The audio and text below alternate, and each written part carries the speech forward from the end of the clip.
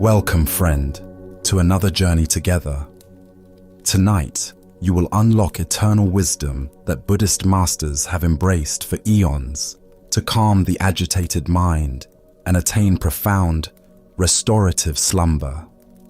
Feel free to share what time it is and where you are listening from. I'm going to share a meticulously curated collection of extraordinary Zen stories that unveil the profound mysteries of inner tranquility and emotional release.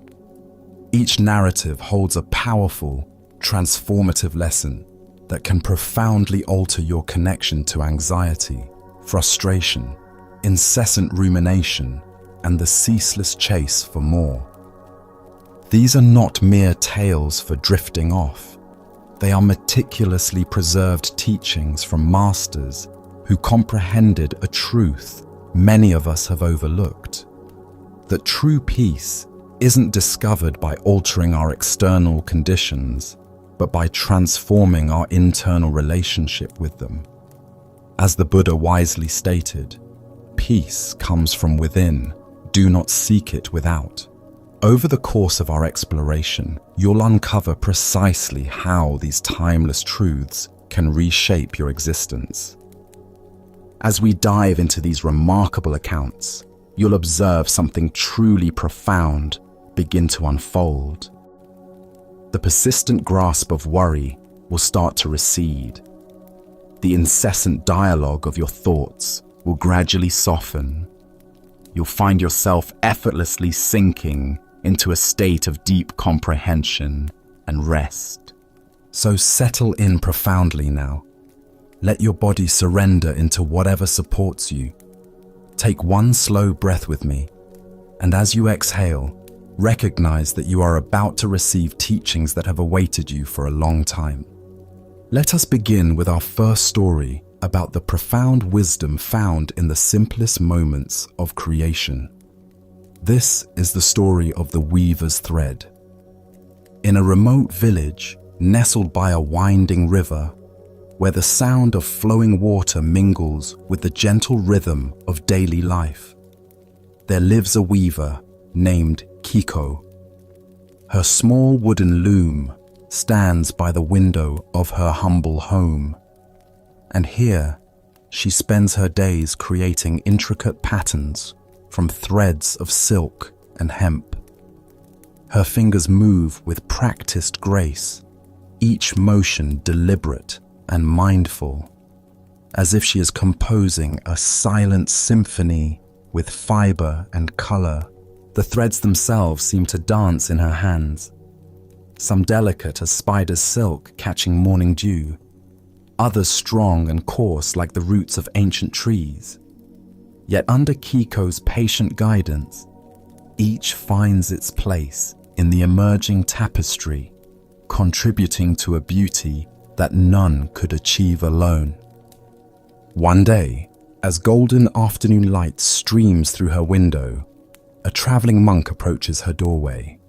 His robes are worn smooth by countless miles of walking, and his wooden staff bears the polish of many hands and many journeys. He has been watching Kiko work from the village path, observing the peaceful concentration that seems to radiate from her small workspace. Kiko, the monk inquires gently, his voice carrying the soft authority of one who has spent years in contemplation. What is the most difficult thread to weave? Kiko pauses in her work, her shuttle resting motionless in her hand. The question seems to hang in the air like incense, requiring not just an answer, but genuine consideration. She looks at the threads before her, the completed portions of her work, the empty spaces waiting to be filled, and the countless spools of possibility that surround her loom. "Master," she replies after a long moment, "the most difficult thread is not the finest silk that requires the gentlest touch, nor the coarsest hemp that tests the strength of my fingers. The most difficult thread is the thread that is not yet there, the thread of tomorrow's work, the thread of the pattern I have not yet begun to imagine." The monk nods slowly, understanding flickering in his eyes like candlelight. And what would you say is the easiest thread to work with?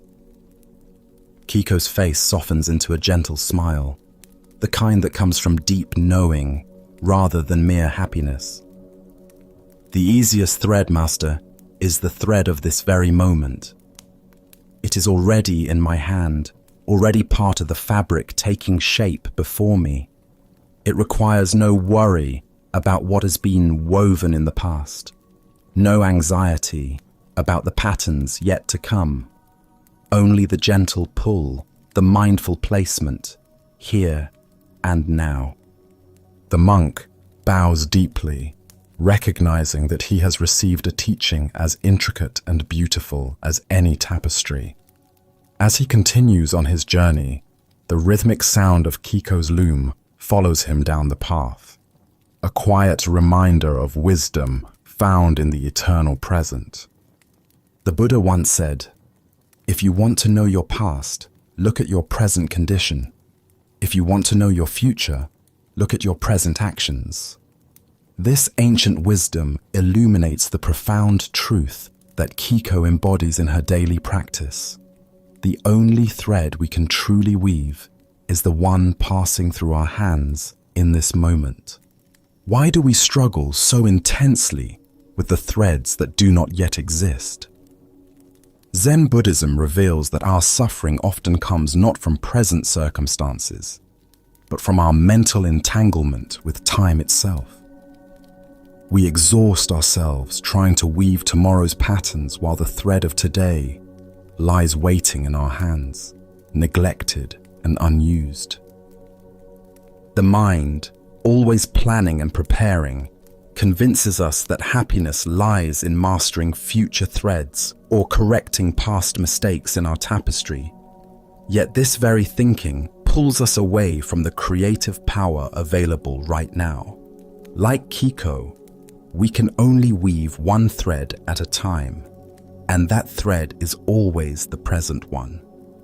Consider how often throughout your day you struggle with invisible threads. The conversation you'll have with your boss tomorrow, the project due next week, the apology you should have offered yesterday.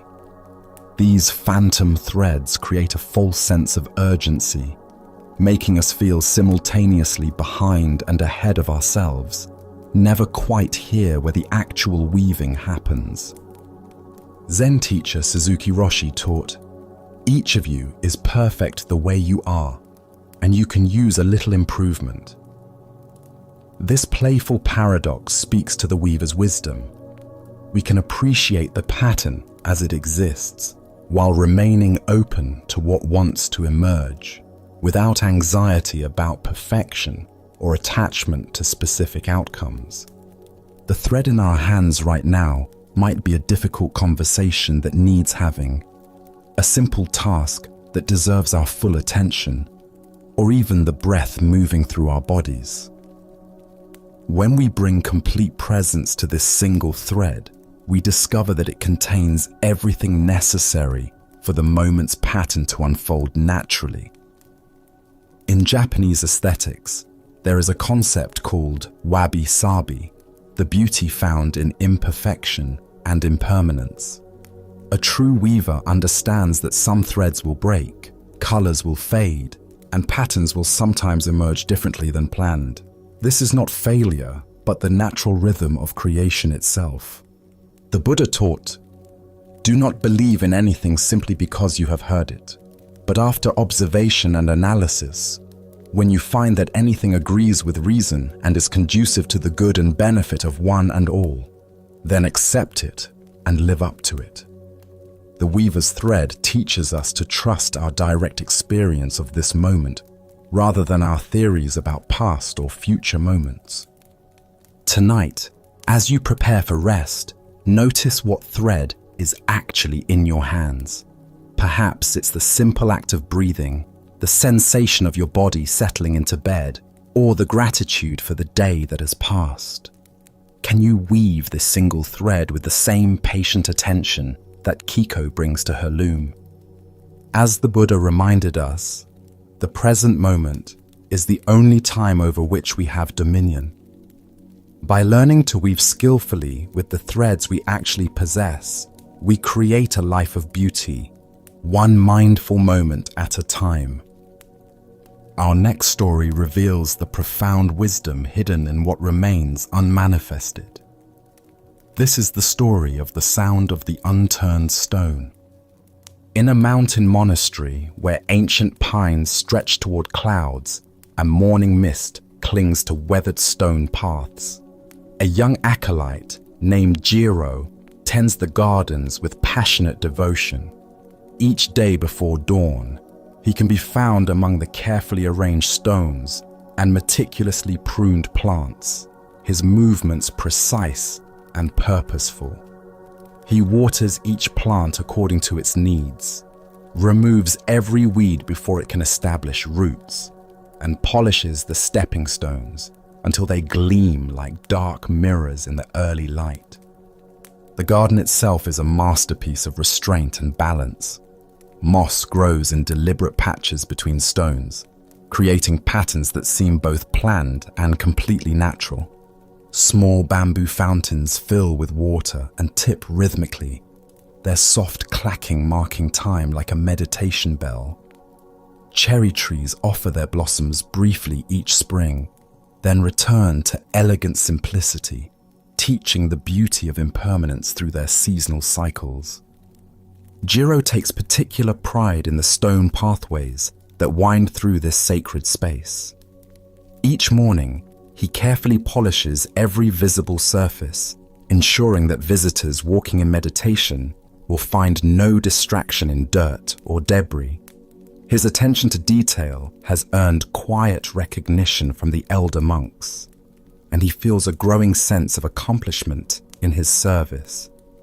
One morning, as pale sunlight filters through the pine branches and birds begin their daily chorus, the master approaches while Jiro is bent over his polishing work. The old monk's feet make no sound on the stone path, and his presence brings a quality of stillness that seems to deepen the garden's natural peace. "Young one," the master says, his voice carrying both warmth and authority, "you are truly diligent in your care for this place. Your dedication brings beauty to what we all enjoy. Tell me, in all your time listening to this garden, what is the most profound sound you have discovered here?" Jiro straightens, his cloth still in hand, and considers the question carefully. The garden offers many sounds to the attentive ear: the gentle rustling of bamboo leaves in the morning breeze, the sweet songs of birds calling to their mates, the distant temple bell that marks the hours of prayer and meditation, and the soft trickling of water over stones in the small stream that borders the meditation area.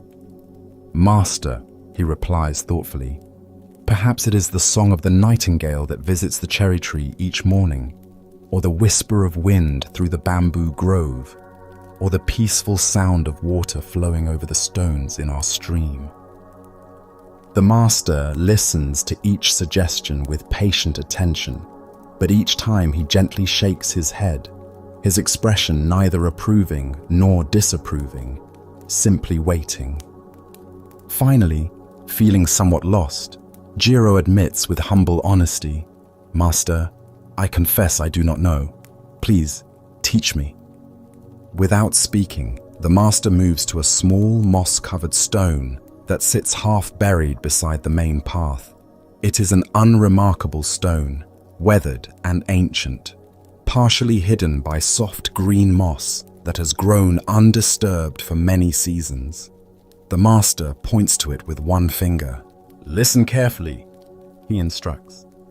Jiro approaches the stone and bends down, bringing his ear close to its moss-covered surface. He strains to hear something, anything, that might be emanating from this ordinary piece of earth and mineral. Minutes pass in concentrated attention, but he hears nothing beyond the familiar sounds of the garden around him. "Master," he finally says, still leaning close to the stone, "I hear no sound at all." "And are you still listening?" the master asks. "Yes, master. but there is truly no sound coming from this stone. The master's face brightens with the gentle satisfaction of a teacher whose student has discovered something precious. Precisely, he says with quiet joy. The most profound sound in this garden is the sound of the unturned stone.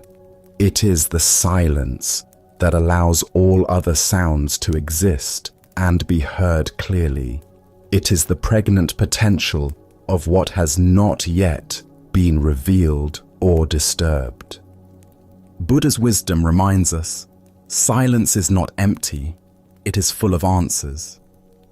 The deeper teaching here shows us that in our constant seeking for meaning in the obvious and dramatic, we often overlook the profound wisdom available in what remains unmanifested, unspoken, and undisturbed. Why do we so consistently seek truth only in what makes noise? Zen Buddhism points to our conditioning toward the dramatic and obvious.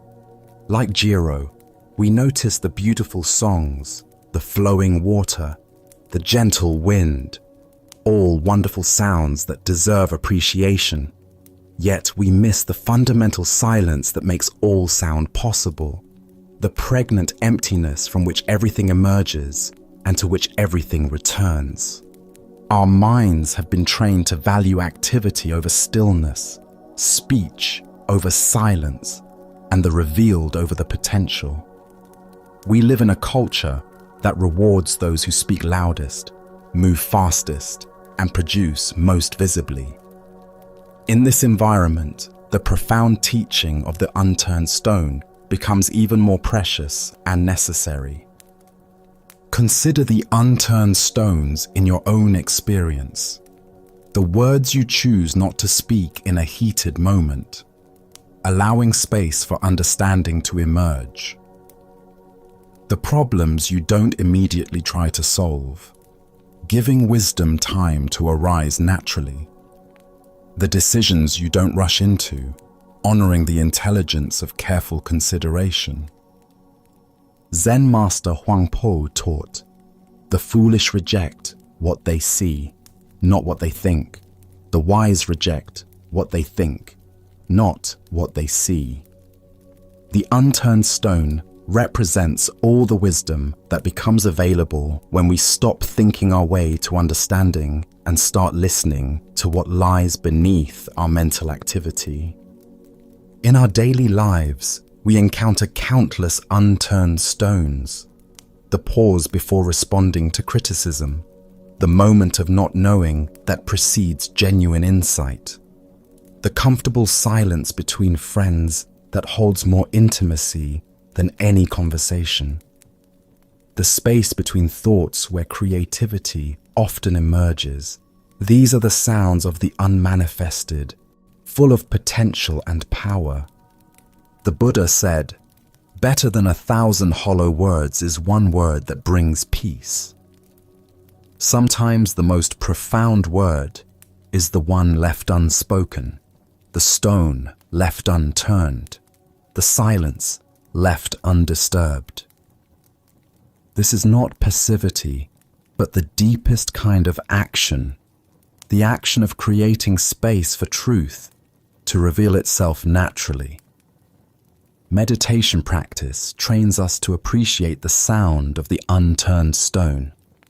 In sitting quietly, we learn to value the spaces between thoughts as much as the thoughts themselves.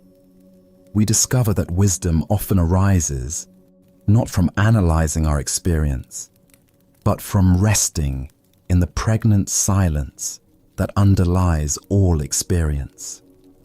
Tonight, as you settle into the quiet of evening, can you listen for the sounds of your own unturned stones? Perhaps it's the decision you haven't forced, the judgment you haven't made, or the problem you haven't tried to solve.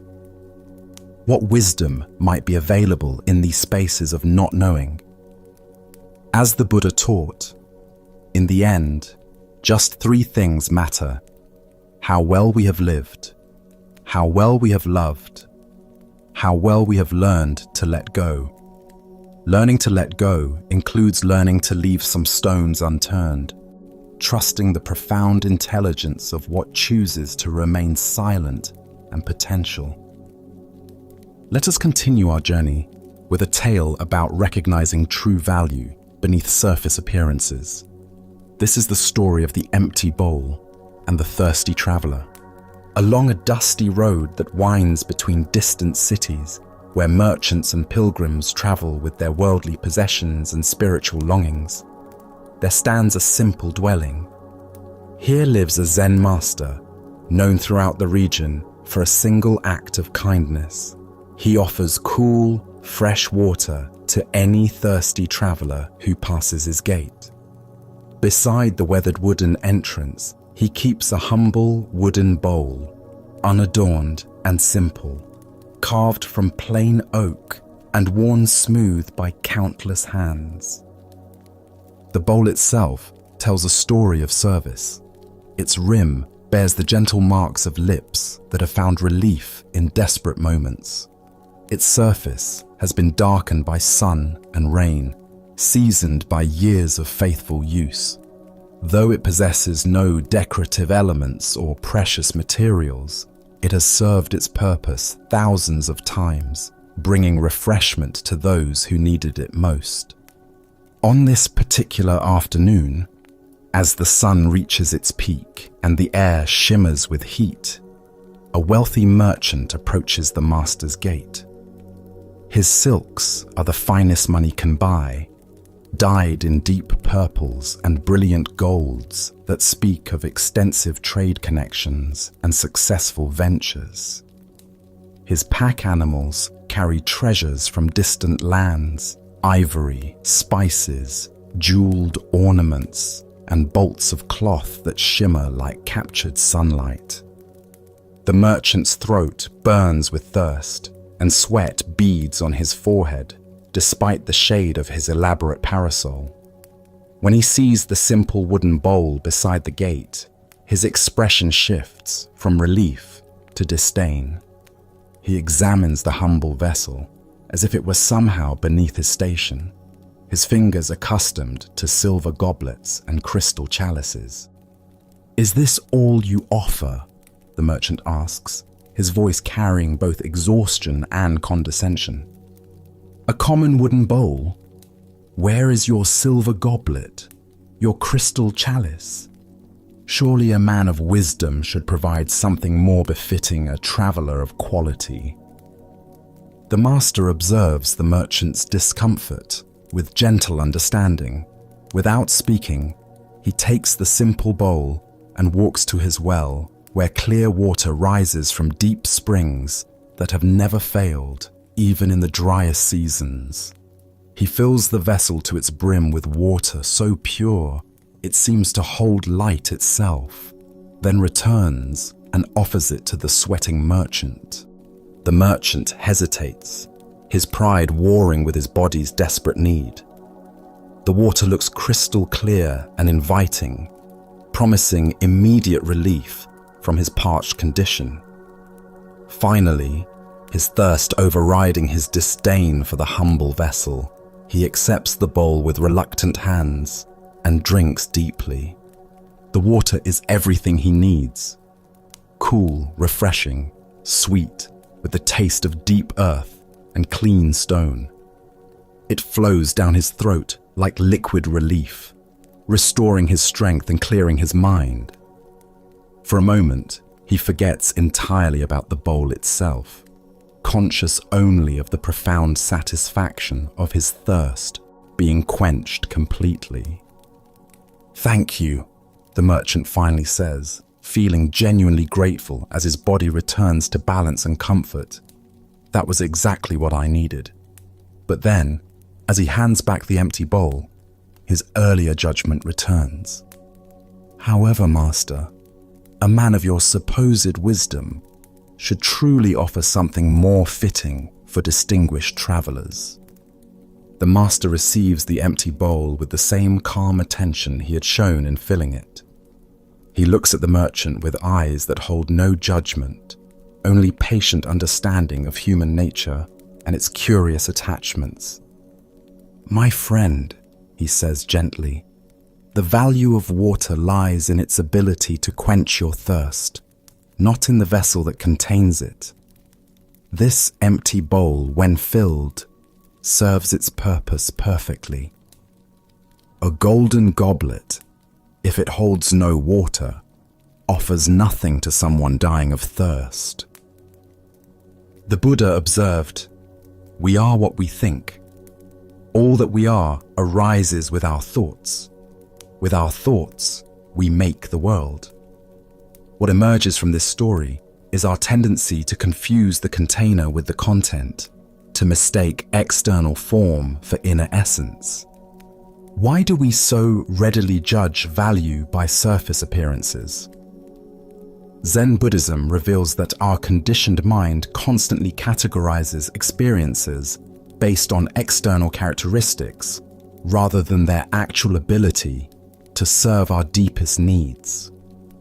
We have been trained to associate worth with expense, beauty with decoration, and value with rarity, often missing the profound utility of simple things.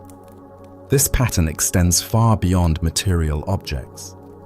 We dismiss wisdom that comes in humble packaging while seeking teachers who display impressive credentials.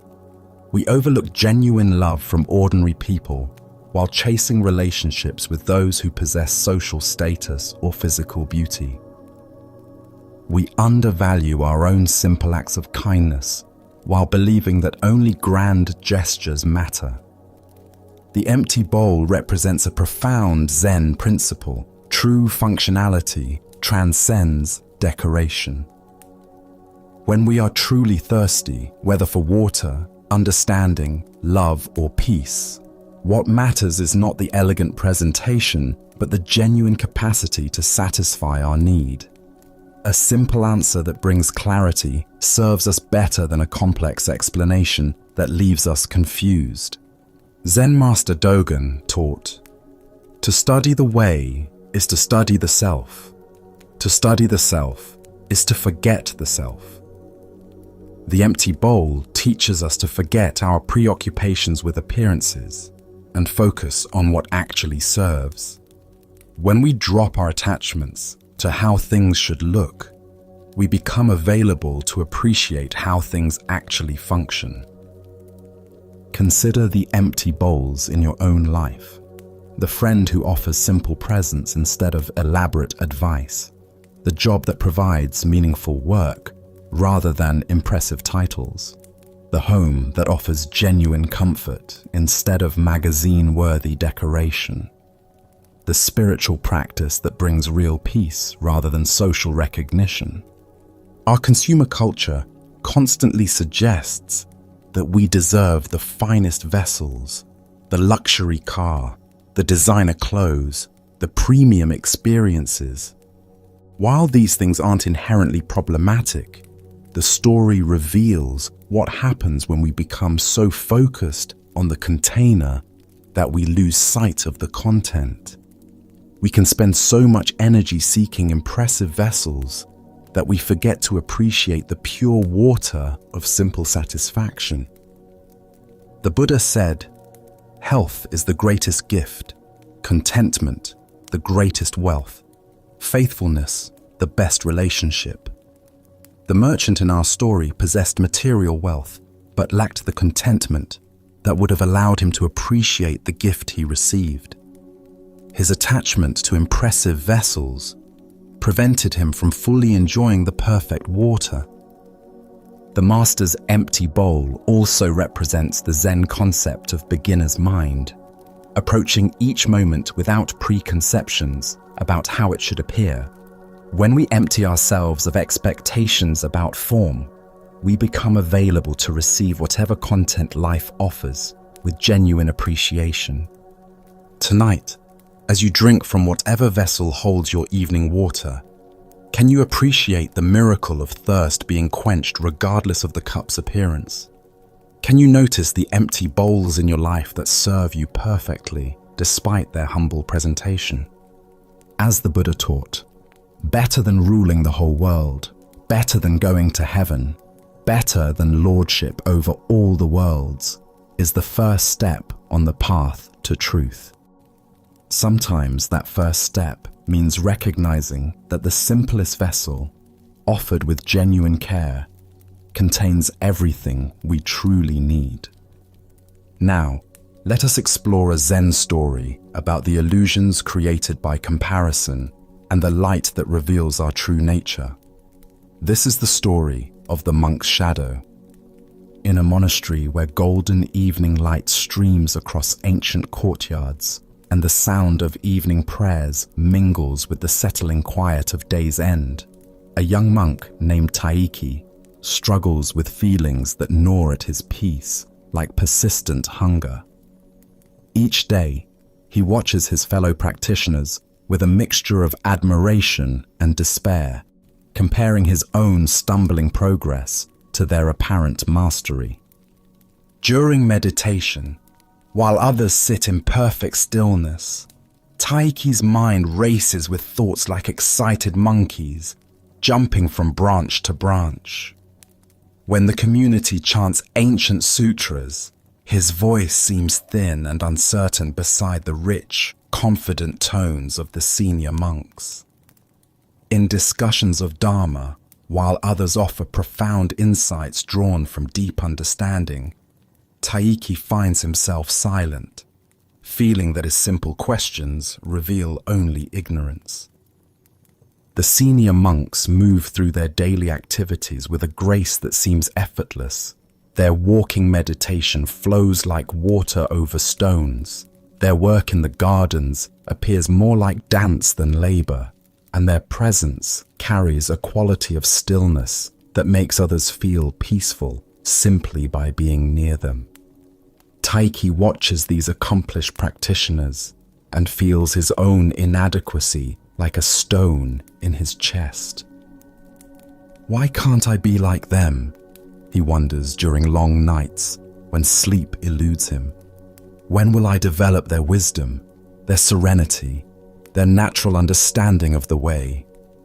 These questions circle in his mind like crows, creating more agitation and taking him further from the peace he seeks. One evening, as the sun sinks low toward the horizon and paints the monastery walls in warm gold and deep amber, Taiki sees his master walking slowly across the central courtyard. The evening light stretches behind the old teacher, creating a long, dramatic shadow that extends far across the stone ground, reaching nearly to the opposite wall. Taiki's own shadow, cast by the same low sun, appears small and stays close to his feet. The contrast strikes him immediately. His master's shadow seems vast and encompassing, while his own appears insignificant and limited. Even their shadows, he thinks with familiar sadness, reveal the great difference between them.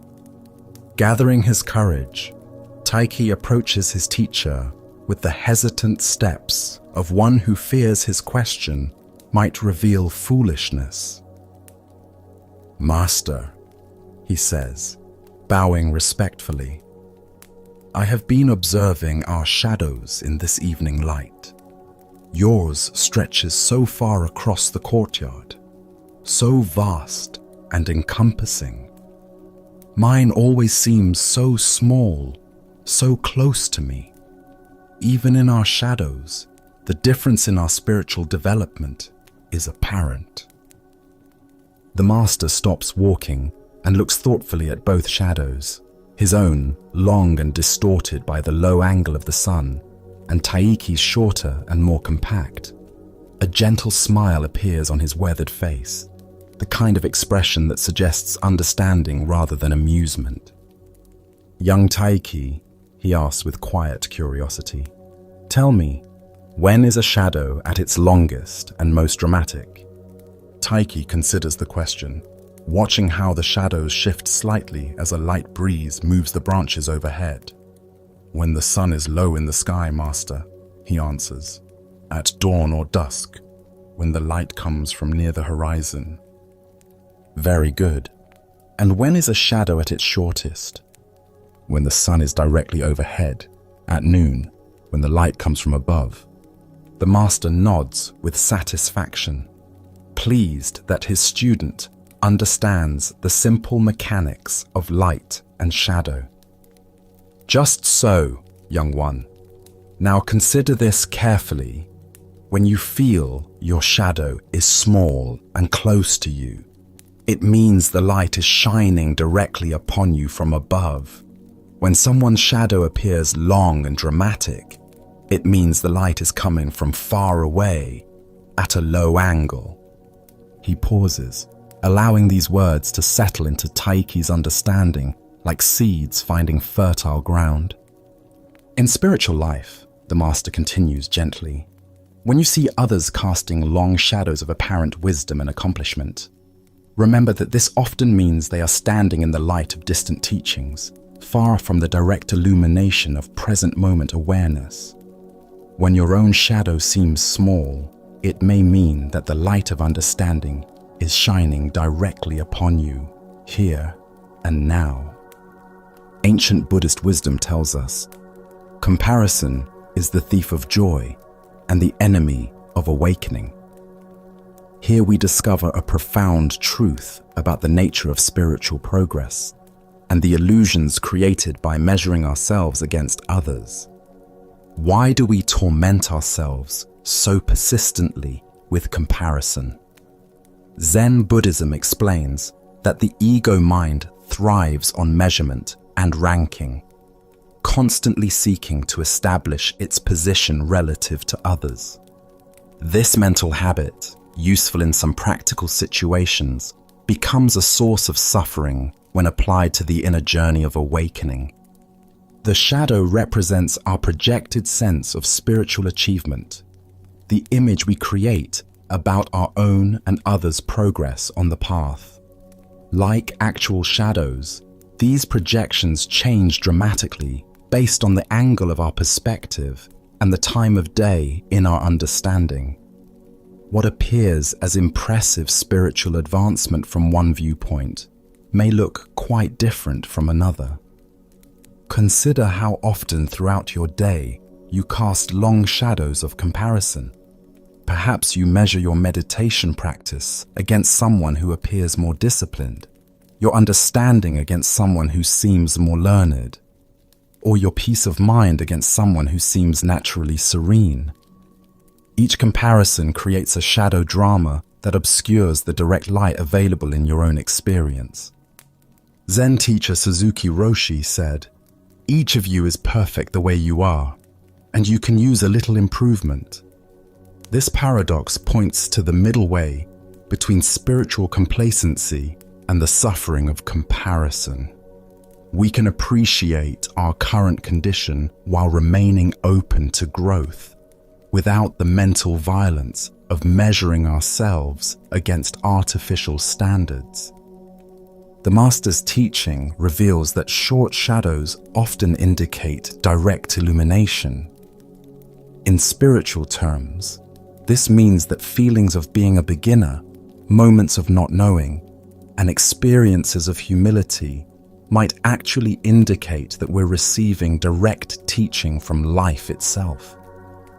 The light of wisdom is shining right on us, creating little shadow because we're not standing in the way of its illumination.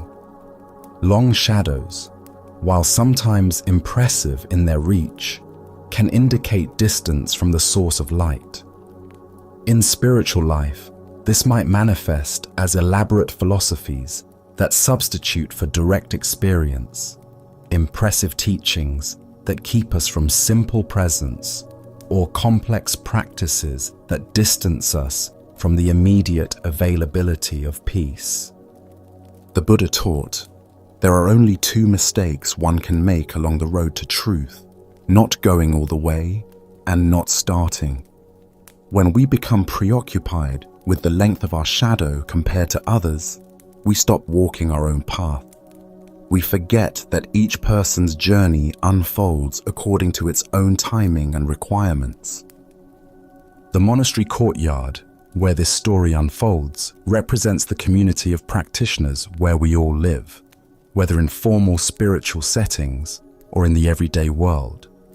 In this shared space, we can choose to use others' apparent progress as inspiration rather than intimidation, understanding that different people cast different shadows depending on where they stand in relation to the light. Tonight, as you notice the actual shadow cast by your body in lamplight or moonlight, can you remember that its size and shape depend entirely on the position of the light source? Can you apply this understanding to the spiritual shadows you perceive in yourself and others, recognizing that comparison reveals more about perspective than about actual attainment? As the Buddha reminded us, the only real failure in life is not to be true to the best one knows. When we stop chasing the long shadows of others and attend to the light shining directly on our own path, we discover that our truest spiritual work happens not in the dramatic projections of comparison, but in the immediate intimacy of this moment's experience. As we continue our journey through the wisdom of Zen Buddhism, let us turn to a story about releasing the burdens of the past. This is the tale of the stone and the river's memory. High in the mountains, where ancient rivers carve deep channels through weathered stone and the sound of rushing water echoes off canyon walls, a wise hermit makes his home in a simple cave overlooking one of these powerful currents. For decades, he has lived here in solitude, watching the endless dance of water over rock, learning from the river's constant teaching about flow, persistence, and the art of letting go. Seekers climb the difficult mountain paths to find him, drawn by stories of his understanding and his ability to help people release the heavy burdens they carry in their hearts. They arrive dusty and tired from the journey, often carrying more than physical packs. They bring regrets, mistakes, and memories that weigh heavier than any stone. On this particular morning, as mist rises from the water and early sunlight illuminates the canyon walls in gold and amber, a middle-aged man sits before the hermit, with tears streaming down his weathered face. His shoulders shake with the weight of sorrow that has become his constant companion, and his voice breaks as he tries to speak of his pain. "Master," he says through his tears, "I cannot escape the memory of what I did 5 years ago. It was a terrible decision, one moment of anger and selfishness that destroyed relationships I treasured and caused pain to people I loved. Since then, not a day passes without this memory returning to torment me. It feels like a massive stone tied to my heart, dragging me down no matter how I try to move forward." The hermit listens with the patience of one who has heard countless similar stories, understanding that human suffering often comes not from what happens to us, but from our relationship to what has already happened. He sees the exhaustion in the man's eyes, the way past guilt has carved lines of worry into his face, aging him beyond his years. Without speaking, the hermit reaches down to the riverbank and selects a smooth, rounded stone from among the countless others that line the water's edge. The stone fits perfectly in his palm, polished by years of interaction with the flowing current, its surface bearing the subtle marks and indentations that speak of its long journey downstream. "Look carefully at this stone," the hermit says, holding it up to catch the morning light. "Do you see the marks upon its surface?" The troubled man leans closer, grateful for any distraction from his inner torment. "Yes, master," he replies, studying the stone's weathered contours. "I can see scratches and small indentations, places where it looks worn smooth, and others where it appears chipped or scraped." These marks, the hermit explains with gentle authority, are the river's memory written in stone. Each mark tells a story, Every turn the stone has taken, every fall it has survived, every encounter with other stones during its long journey downstream. The smooth areas speak of gentle periods when the water caressed it softly. The chips and scratches tell of more dramatic moments, floods, collisions, times when the current was fierce and unforgiving. The hermit pauses, allowing the man to contemplate the stone's surface, seeing it now as a record of experience rather than simply an object. But tell me, the hermit continues, does the river cling to these memories? When this stone tumbled over that waterfall last spring, does the river spend its time reliving that moment? When it crashed into another stone during the autumn floods, does the river hold on to resentment about the collision?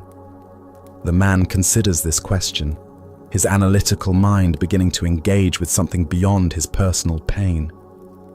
"No, master," he says slowly. "The river just continues to flow. It doesn't seem to dwell on what happened." "And the stone itself," the hermit asks, "do you think it resists the river's flow because of its past experiences? Does it refuse to move forward because it remembers being tumbled or scraped?" "No," the man responds with growing understanding. "It seems to allow the water to carry it wherever the current leads. It doesn't fight against the flow." The hermit nods with satisfaction, seeing that his teaching is taking root. The river continues its endless journey, embracing everything that enters its flow and releasing everything that departs. This stone, too, does not resist the river's movement. It allows itself to be carried, shaped, and transformed by each new moment of contact with the flowing water. Buddha's wisdom reminds us, holding on to anger is like grasping a hot coal with the intent of throwing it at someone else. You are the one who gets burned. This tale unveils the profound difference between memory and clinging, between learning from the past and being imprisoned by it. Why do we torture ourselves by carrying stones that the river of life has already released? Zen Buddhism points to several mental habits that create this unnecessary burden. First is our tendency towards self-identification with our mistakes, thinking, "I am someone who did that terrible thing," rather than, "I am someone who once did something I regret." This subtle difference determines whether past actions become stepping stones for growth or millstones that drag us under. Second is our misunderstanding of responsibility. We often confuse taking responsibility for our actions with endlessly punishing ourselves for them. True responsibility includes making amends where possible, learning from our mistakes, and then allowing the river of present moment awareness to continue flowing rather than dam it up with guilt and regret. Third is our attachment to the story of our suffering. Sometimes we become so identified with our pain that releasing it feels like losing ourselves.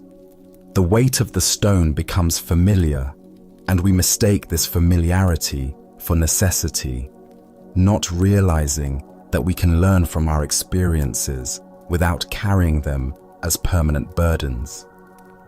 Consider the stones you may be carrying in your own life, perhaps harsh words spoken in anger that you replay endlessly, seeking to change what cannot be changed.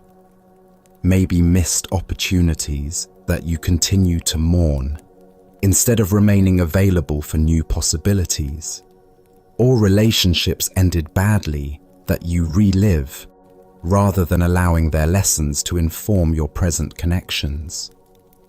Zen master Thich Nhat Hanh taught, "Thanks to impermanence, everything is possible." The stone in the river teaches us that our past actions, no matter how regrettable, are also impermanent. They shaped us, but they need not define us permanently.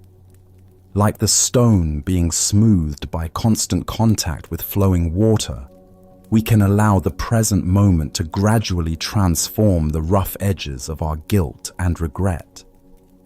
The hermit's action of throwing the stone back into the river represents the conscious choice to release what we've been carrying unnecessarily. This doesn't mean denying our past or avoiding responsibility for our actions. Instead, it means learning what the river teaches, how to let the flow of life continue without resistance, carrying us toward new experiences and opportunities for growth. The Buddha said, "If you want to fly, you have to give up the things that weigh you down."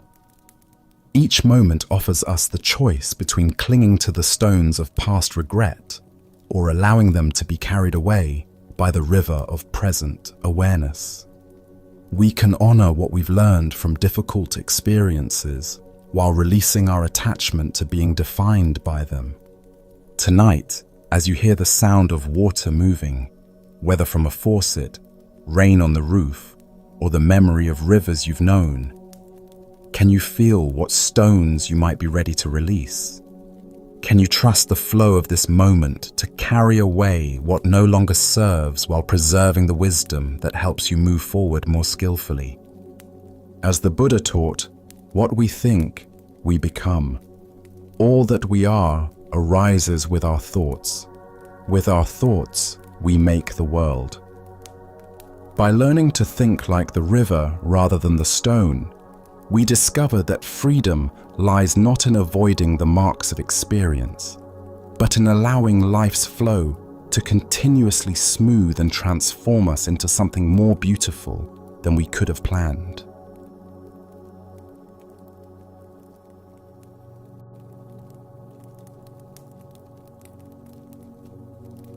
Let us continue on our journey with a story about discovering the source of true freedom.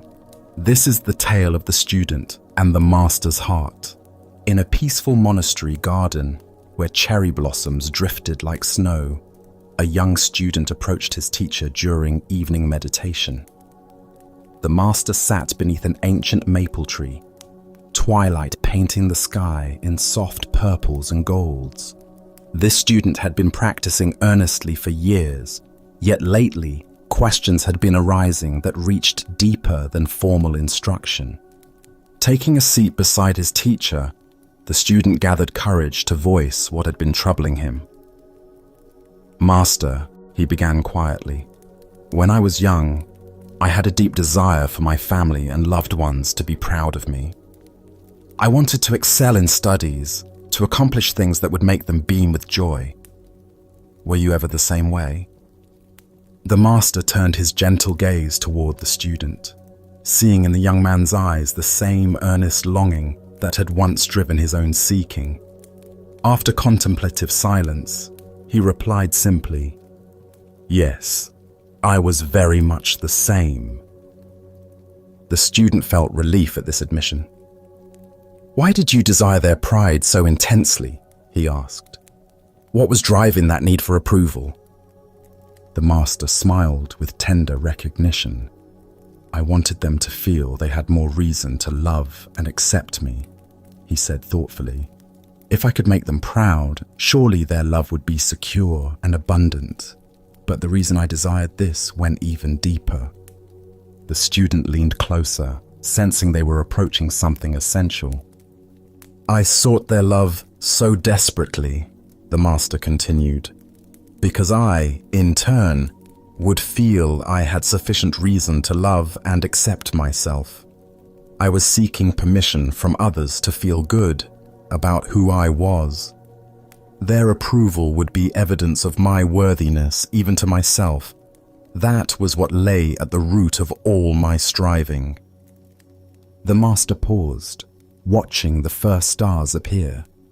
"But then one day, I awakened to a revolutionary possibility. I realized I could ask myself a different question. What if I could bypass all external validation and simply learn to love and accept myself unconditionally? What if I didn't require anyone else's approval to feel genuinely good about my existence?" The student felt something shift in his chest as these words settled.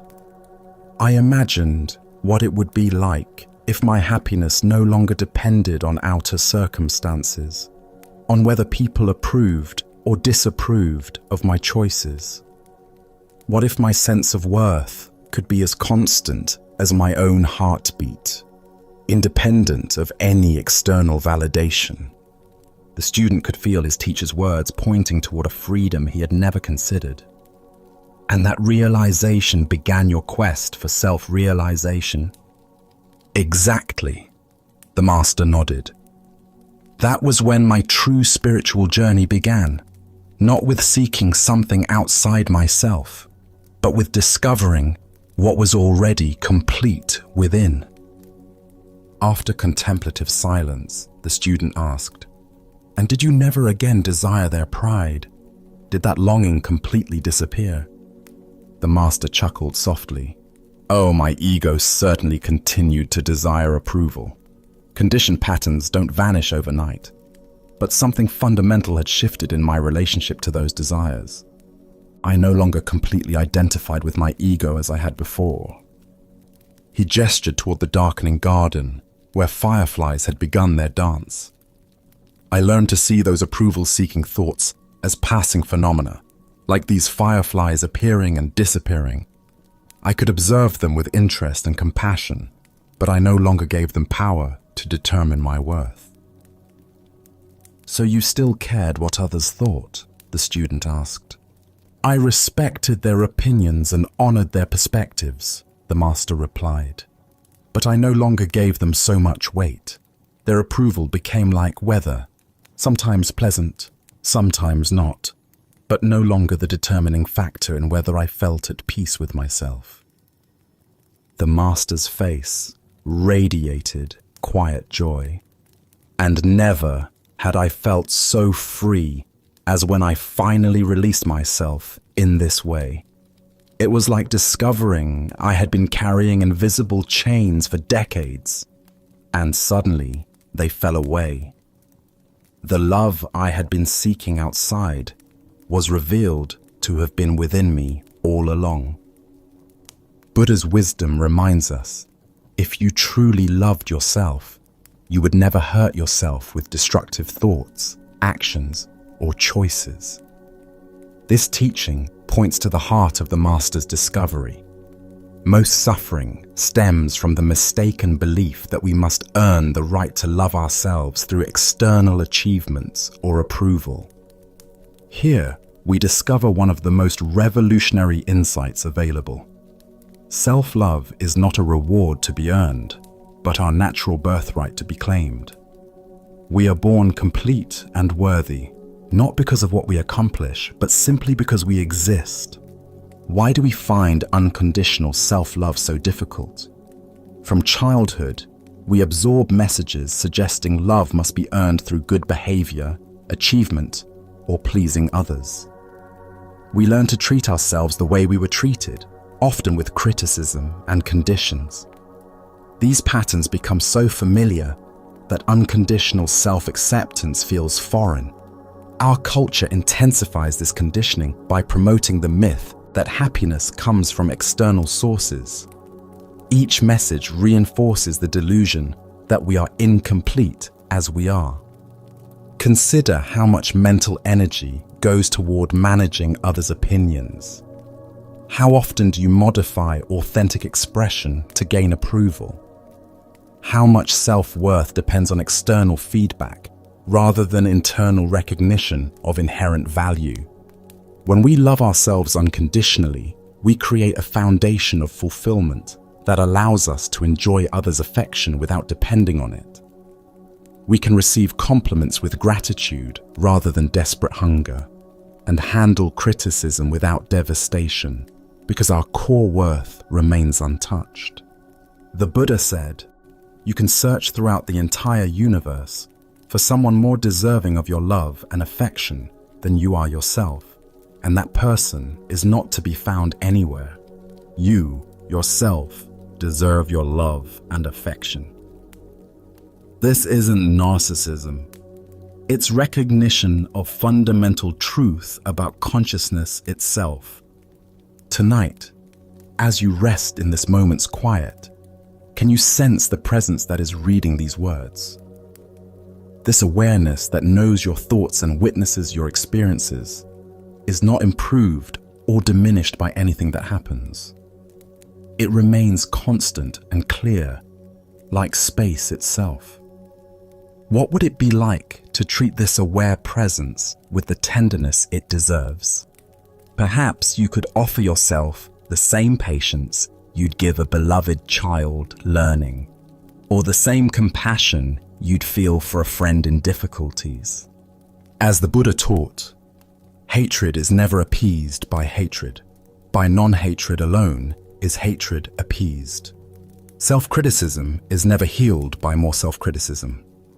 Only by learning to love ourselves exactly as we are do we create inner conditions for authentic transformation.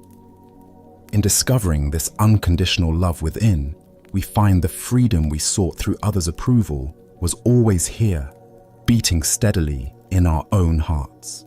Let us now turn to a story about the deceptive nature of appearances and the masks we wear in seeking acceptance. This is the tale of the hungry abbot and the generous robe. In a bustling merchant quarter of an ancient Chinese city, where silk traders and wealthy families built elaborate houses behind high walls, there lived a man whose prosperity was known throughout the region. His mansion boasted carved jade doorways, courtyards filled with exotic birds, and servants who attended to every detail of daily life. This man took great pride in his position and was particular about maintaining his reputation among other prominent citizens. One morning, as autumn rain fell steadily on the cobblestone streets, a figure approached his ornate front gate. The visitor was a Zen abbot from a mountain monastery, but he appeared as nothing more than a beggar. His simple brown robes were patched and worn thin from years of use. His sandals were cracked and muddy from walking mountain paths, and his wooden begging bowl showed the stains and scratches of countless meals received in charity. The abbot stood quietly at the gate, rain dripping from his shaved head, and waited with the patient dignity that comes from years of spiritual practice. When the gatekeeper finally noticed him, the man's expression immediately showed disdain. "What do you want, beggar?" the gatekeeper asked harshly, not bothering to bow or show any respect. "This is the house of an important man. We have no scraps for wanderers." "I am traveling and seeking alms," the abbot replied gently. "Perhaps your master would offer a simple meal to a monk." The gatekeeper looked him up and down with obvious contempt. These ragged clothes, this worn appearance. Clearly this was just another vagrant trying to take advantage of his master's household. "Be gone," he commanded. "My master does not waste food on beggars. Seek your charity elsewhere." The abbot accepted this rejection without anger or argument. He simply bowed, turned, and walked back into the rain, his empty bowl tucked beneath his arm. Several hours later, as the afternoon sun broke through the clouds, the same figure returned to the same gate. But now everything had changed. The abbot wore his formal ceremonial robes, rich golden silk embroidered with intricate patterns, a magnificent purple sash across his shoulders, and prayer beads carved from precious wood. His bearing remained humble, but his appearance now spoke unmistakably of high spiritual rank and monastery wealth. This time, when the gatekeeper saw him approaching, his entire demeanor transformed. "Welcome, honored master," he exclaimed, bowing deeply. Please enter. My master will be so pleased to receive such a distinguished visitor." The rich man himself hurried out to greet the abbot personally, offering elaborate bows and flowery words of welcome. "Venerable sir, what an honor for our humble household. You must join us for our finest meal. Please allow us to serve you." They ushered the abbot into their most elegant dining room, where servants quickly prepared a sumptuous feast. Delicate fish, perfectly seasoned vegetables, fragrant rice, and sweet desserts filled the low table. The rich man sat opposite the abbot, beaming with pride at his ability to host such an important religious figure. As the first course was served, the abbot did something completely unexpected. Instead of eating, he carefully removed his beautiful ceremonial robe and folded it with great attention. Then, with deliberate precision, he placed the folded robe directly in front of the feast, as if it were the honored guest. Standing up with quiet dignity, the abbot spoke clearly so all present could hear. "This meal is not for me, it is for the robe."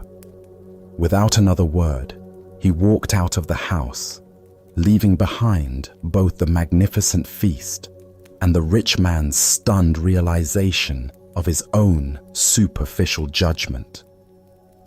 Buddha's wisdom reminds us, judge not by appearances. A rich heart may be under a poor coat. Here we discover how our fixation on external appearances creates barriers to genuine human connection and spiritual understanding. Why do we judge others so quickly based on their clothing, status symbols, or outward presentation? Zen Buddhism points to our conditioned mind's habit of creating categories and hierarchies based on surface appearances. This mental shortcut allows us to feel we understand people without the more challenging work of seeing their true nature. The rich man's household represents a pattern we all recognize in ourselves. How differently do we treat the well-dressed stranger versus the poorly dressed one? How does our attention change when someone mentions their impressive job title versus their humble occupation? How does our respect shift when we learn someone's wealth or poverty? This ancient wisdom illuminates our tendency to project worth onto external symbols, rather than recognizing the inherent dignity of every person. The abbot remained exactly the same person in both encounters. His wisdom, compassion, and spiritual realization unchanged by his clothing.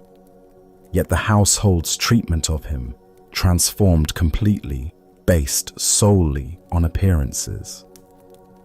Look deeply at your own patterns of judgment. Perhaps you find yourself making assumptions about people in expensive cars versus old vehicles, designer clothes versus thrift store finds, prestigious addresses versus modest neighborhoods. Each of these judgments reveals how we've been conditioned to equate external appearance with internal worth. The story points us toward a fundamental question about authenticity. If we receive a different treatment based on our presentation, which version of ourselves is real? Are we the person in casual clothes running errands, or the person dressed professionally for important meetings? Are we the one seeking help, or the one offering it? In Zen practice, we cultivate what's called original face, the authentic self that exists beneath all roles, costumes, and presentations. This original face doesn't change whether we're wearing rags or ceremonial robes, whether others treat us with respect or dismissal. Zen Master Bankei taught, "Your original face is not born and does not die." This teaching invites us to recognize that our essential nature, our capacity for awareness, love, and wisdom remains constant, regardless of how others perceive us or how we present ourselves to the world. The abbot's teaching was not just for the rich man, but for all of us who might witness his story. By feeding the robe instead of himself, he revealed how often we relate to people's personas rather than their essence. We honor the title, the clothing, the symbols of status, while missing the actual human being present before us. Consider how this insight might transform your daily interactions. The server at your restaurant, the clerk at the store, the person asking for directions, each carries the same essential dignity as the most honored guest. The challenge is seeing past the uniforms, the circumstances, the social roles to the original face beneath.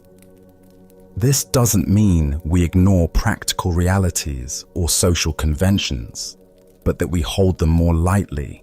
We can acknowledge someone's professional role while remembering their fundamental humanity. We can dress appropriately for occasions while knowing our worth doesn't depend on our wardrobe. Tonight, as you consider the various roles and presentations you inhabit throughout the day, can you sense the unchanging awareness that witnesses all these temporary costumes? Can you feel the original face that remains constant, whether others see you as important or invisible? The Buddha said, "Better than 1,000 hollow words is one word that brings peace." The abbot's silent gesture spoke more powerfully than lengthy sermons about equality and compassion. By walking away from the feast, prepared for his appearance rather than his essence, he offered a teaching that continues to resonate across centuries. Now, let us explore a story about the difference between superficial understanding and lived wisdom. This is the tale of following the stream. In the heart of a vast wilderness, where towering pines stretched toward endless sky, two city dwellers found themselves completely lost. They had ventured into the high timber for what was supposed to be a simple day hike, but overconfidence and poor preparation had led them far from any familiar trail. For a day and a night, they wandered through the dense forest, their anxiety growing with each passing hour. The comfortable urban world they knew seemed impossibly distant. Every tree looked the same. Every path led to another confusing intersection, and their sense of direction had completely abandoned them. Just as panic was beginning to set in, they stumbled upon an old hermit sitting peacefully beside a small clearing. His weathered face spoke of years spent in solitude, and his calm presence offered immediate comfort to the desperate travelers. "How do we find our way back to civilization?" they asked urgently, their voices carrying the desperation of people who had exhausted their own resources. The hermit looked at them with kind eyes that seemed to see more than their immediate predicament. "I could tell you," he replied thoughtfully, "but you'd still get lost." The two men exchanged confused glances. This wasn't the straightforward directions they had hoped for. "What should we do?" they asked, their frustration evident.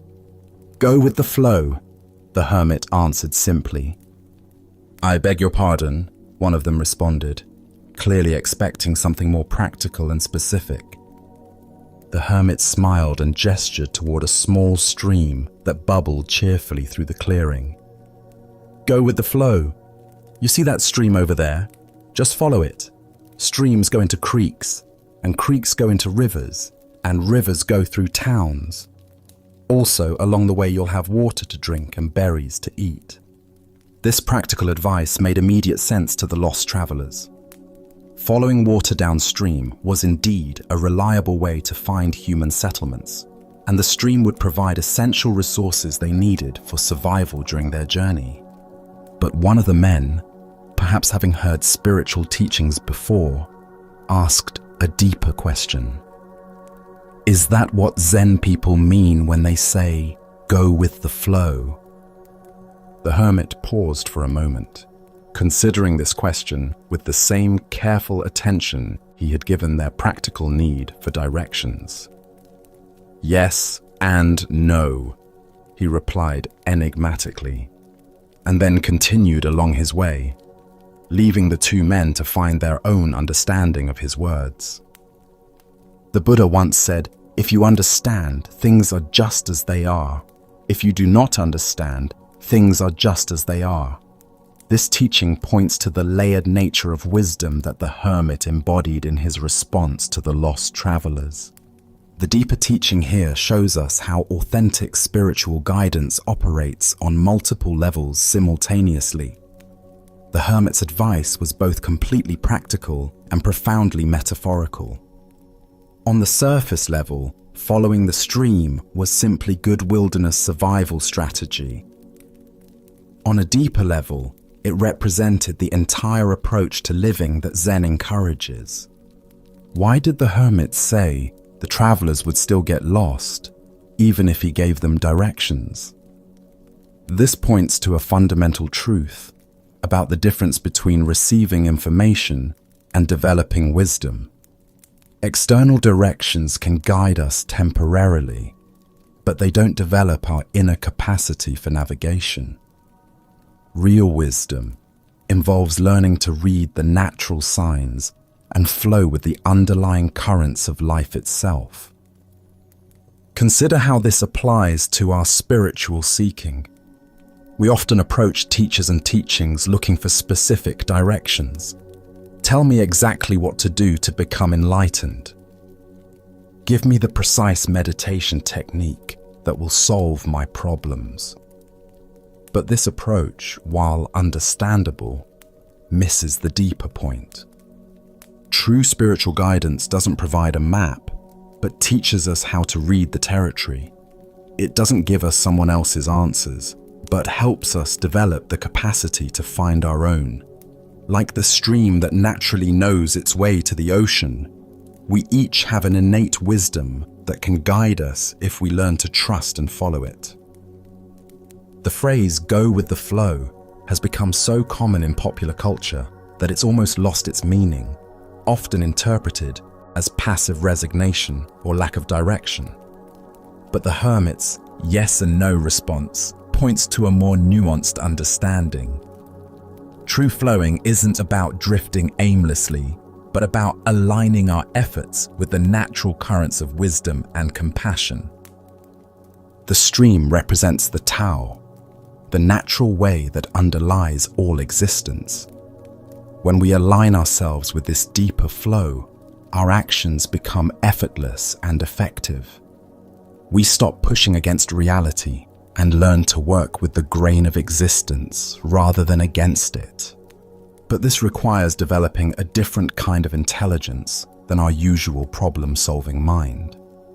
The travelers wanted explicit directions because that's how the rational mind works, through clear, step-by-step instructions. But the deeper intelligence the hermit was pointing toward operates more like intuition, sensing the right direction moment by moment rather than following a predetermined plan. This is why contemplative traditions emphasize present moment awareness. The stream doesn't need to know where the ocean is. It simply flows in the direction that feels natural right now. Similarly, when we develop moment-to-moment mindfulness, we can sense the appropriate response to each situation without needing to figure out the entire journey in advance. Tonight, as you navigate the complexities of your own life, can you sense the streams of natural wisdom flowing beneath the surface of your daily concerns? What would it mean to trust that deeper current while still attending responsibly to practical necessities? Buddha's wisdom reminds us, thousands of candles can be lighted from a single candle, and the life of the candle will not be shortened. The hermit's guidance was like lighting a candle in the travelers' minds, providing not just directions, but a way of approaching life that could serve them in countless future situations. As we continue our journey through the wisdom of Zen Buddhism, let us turn to a story about the difference between resistance and flow. This is the teaching of the old man and the waterfall. In a mountain village where a swift river carved its way through ancient rocks, an old Taoist sage often walked along the water's edge, observing the interplay between the flowing current and the solid stones that tried to redirect its path. The villagers knew him as a gentle, contemplative man who seemed to understand something profound about the natural world that others missed. One afternoon, as storm clouds gathered and rain began to fall, the river swelled with unusual force. The current grew violent and unpredictable, rushing toward a high waterfall that dropped into a rocky gorge below. Most people avoided the area during such conditions, knowing that anyone who fell into the rapids would face almost certain death against the jagged rocks at the bottom of the falls. The old man, however, had been caught by the sudden storm while walking along his usual path. As he tried to make his way back to safety, the muddy bank gave way beneath his feet. Before he could catch himself, he tumbled into the raging torrent and was immediately swept away by the powerful current. Villagers who witnessed his fall cried out in horror. They ran along the riverbank, helplessly watching as the old man was carried toward the waterfall by waters too violent and swift for any rescue attempt. They could only watch in anguish as he disappeared over the edge, plunging into the churning chaos below. Everyone assumed the worst. No one could survive such a fall, especially not an elderly man with limited strength. The villagers prepared themselves to search for his body downstream, once the waters calmed enough to make such a search possible. But to their amazement, as they hurried toward the base of the waterfall, they saw the old man emerging from the water far below, completely unharmed. He walked calmly to the shore, water streaming from his clothes, and sat down to rest as peacefully as if he had simply taken a refreshing swim on a pleasant day. The villagers rushed to him, unable to believe what they had witnessed. "How is this possible?" they asked in wonder. "How did you survive that terrible fall? The water was so violent, the rocks so dangerous.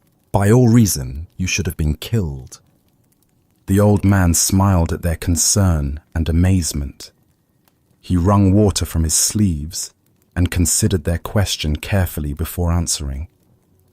"I survived," he said simply, "because I accommodated myself to the water, not the water to me. When I felt myself falling, I did not fight against the current or try to force it to change direction. Without thinking, I allowed myself to be shaped by it. When the water wanted to go down, I went down. When it swirled, I swirled with it. Plunging into the whirlpool, I came out with the whirlpool. I became like the water itself, and this is how I survived." The villagers listened in silence, beginning to understand that they had witnessed something far more than a fortunate accident. They had seen a demonstration of a profound principle that the old man had spent years learning from his careful observation of the natural world. As the Buddha taught, nothing is permanent. Everything is subject to change. Being is always becoming. Here we discover the wisdom of working with life's currents, rather than exhausting ourselves in futile resistance to forces beyond our control. Why do we instinctively fight against difficult circumstances when flow and adaptation might serve us better? Zen Buddhism reveals that our ego mind believes it can control external conditions through force of will. But this approach often creates more suffering than the original difficulty. The old man's survival wasn't mere luck. It was the result of understanding something essential about the nature of existence itself. When we align ourselves with the natural flow of events, rather than demanding that life conform to our preferences, we often discover resources and possibilities that resistance makes invisible. Consider your own relationship with challenging circumstances. How much energy do you spend fighting against situations you cannot change? The old man's teaching suggests a different approach. Not passive submission, but conscious adaptation that maintains our essential nature while flowing with changing conditions. This doesn't mean accepting harmful situations or abandoning our values. The old man didn't give up his desire to survive. He simply changed his strategy for survival. Instead of fighting the water's power, he used it. Instead of resisting its direction, he moved with it while maintaining his awareness and intention. In relationships, careers, and personal challenges, we often face similar choices. We can exhaust ourselves trying to force outcomes, control other people's behavior, or make external circumstances conform to our expectations.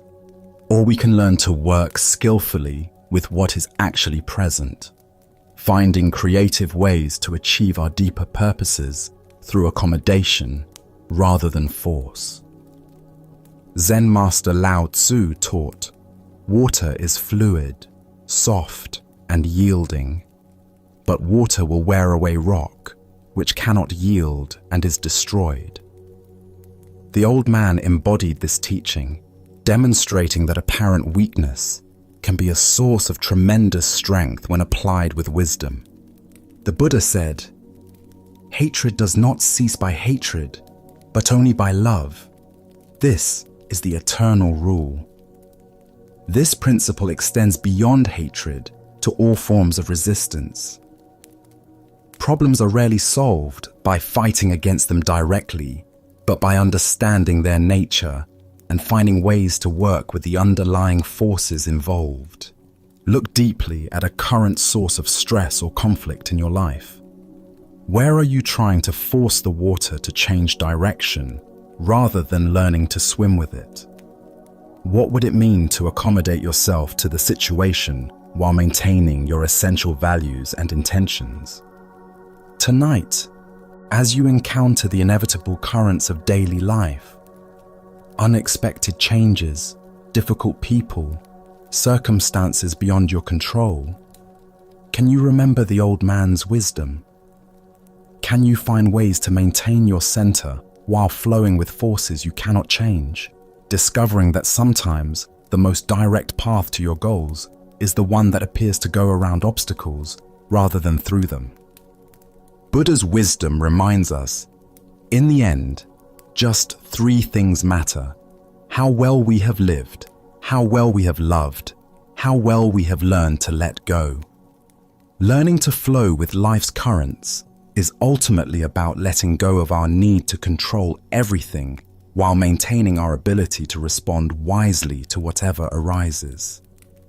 Like water, we can be both powerful and yielding, both persistent and adaptive, both strong and gentle. Let us now turn to a tale about the thin boundary between heaven and hell within our own hearts. This is the story of the samurai and the gates.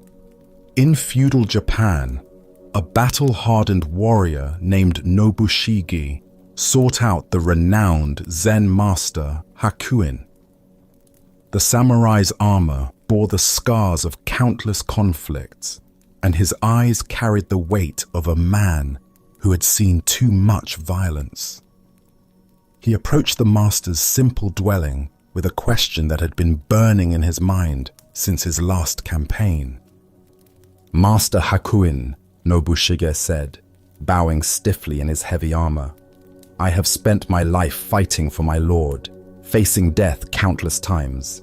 Tell me truthfully, is there really a paradise and a hell awaiting us after death?" Hakuin looked up from his tea, studying the warrior with penetrating eyes. "Who are you to ask such a question?" he inquired calmly. "I am a samurai," Nobushige replied with pride, straightening his shoulders. "I serve my lord with honor and have never retreated from battle." Hakuin's expression suddenly shifted to one of disdain. "You, a soldier?" he exclaimed with a dismissive laugh. "What kind of ruler would have you as his guard? Look at yourself. Your face looks like that of a common beggar, weathered and crude. How could someone so lowly claim to be a protector of nobility? The words struck Nobushiga like physical blows. His face flushed red with anger, and his hand instinctively moved to the hilt of his sword. The insult to his honor was unbearable. "So, you have a sword," Hakuin continued, his voice dripping with mockery. "Your weapon is probably much too dull to cut off my head. I doubt you could slice through a rice paper screen, let alone defend anyone of importance." Unable to contain his rage any longer, Nobushiga began to draw his sword, the steel singing as it emerged from its scabbard. His entire body trembled with fury. His vision narrowed to focus solely on this insolent monk who dared to question his honor.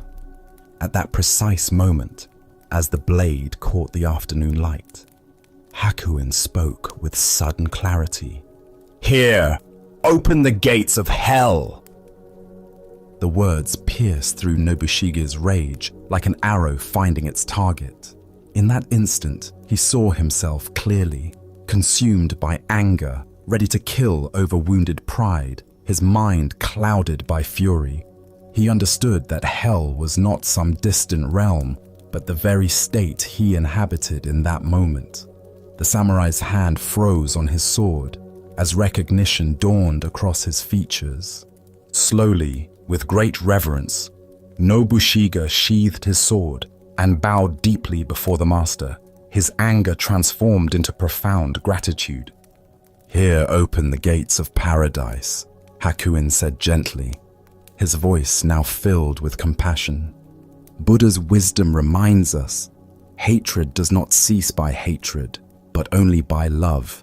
This is the eternal rule. What emerges from this story is a startling revelation about the geography of our inner world.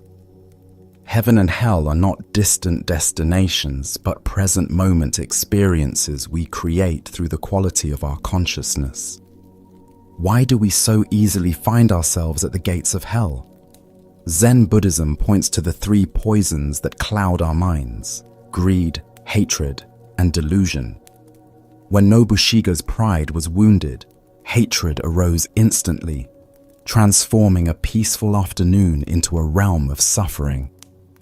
His entire reality shifted from curiosity about the afterlife to murderous rage in mere moments. The deeper teaching here shows us that we carry within ourselves the capacity for both states. Paradise and hell are not places we go to after death. They are experiences we inhabit while living. Each moment offers us the choice between the hell of reactivity and the paradise of awareness. Consider how often throughout your day similar transformations occur. A critical email arrives, and suddenly your peaceful morning becomes a realm of anxiety and resentment. Someone cuts you off in traffic, and the spaciousness of your drive contracts into a tight knot of irritation. A thoughtless comment from a colleague, and your contentment dissolves into hurt feelings and defensive thoughts. In Zen practice, we cultivate the capacity to recognize these moments of transition. Like Nobushige drawing his sword, we learn to catch ourselves at the very moment we're about to enter hell through our reactions. This recognition itself becomes the key that opens the gates of paradise. Zen master Huangpo taught, "The foolish reject what they see, not what they think. The wise reject what they think, not what they see." When we're caught in reactivity, we're rejecting the present moment, the master's teaching, the opportunity for awakening in favor of our thoughts about how things should be. The Buddha said, "Better than 1,000 hollow words is one word that brings peace." Hakuin's apparent insults were not cruelty but compassion in disguise. By provoking Nobushige's anger so skillfully, he showed the warrior exactly what he needed to see. That hell is a state of mind we enter through our own choices. This teaching invites us to examine our own triggers. What words or situations instantly transport us to hell? Perhaps it's feeling unappreciated at work, being misunderstood by family, or facing unexpected challenges. Each of these experiences offers the same choice Nobushige faced. Will we draw our sword or recognize the teaching? Tonight, as you notice irritation arising in response to some frustration, can you remember Hakuin's lesson? Can you recognize the moment when you're about to enter hell through your reactions and instead choose the paradise of awareness? As the Buddha taught, what we think, we become. In each moment, we are either opening the gates of hell through unconscious reactivity or opening the gates of paradise through mindful presence. Let us continue on our journey with a cautionary tale about the perils of spiritual superiority. This is the story of the clever monkey. In ancient China, the Prince of Wu decided to take a pleasure boat to the famous Monkey Mountain, a place known for its abundant wildlife and scenic beauty. The prince, surrounded by his attendants and guards, approached the mountain with the casual confidence of royalty, expecting the natural world to accommodate his presence just as his human subjects did. As soon as the monkeys dwelling in the forest caught sight of the royal party, they fled in terror. The sound of chattering filled the air as dozens of monkeys scrambled up into the highest branches of the trees, their natural instinct warning them to hide from these human intruders. The forest, which moments before had been alive with playful monkey calls, fell silent except for the rustling of leaves as the creatures sought safety in the treetops. However, one monkey remained completely unconcerned by the royal presence. This particular monkey seemed utterly fearless, continuing his acrobatic display with remarkable skill and apparent indifference to the danger below.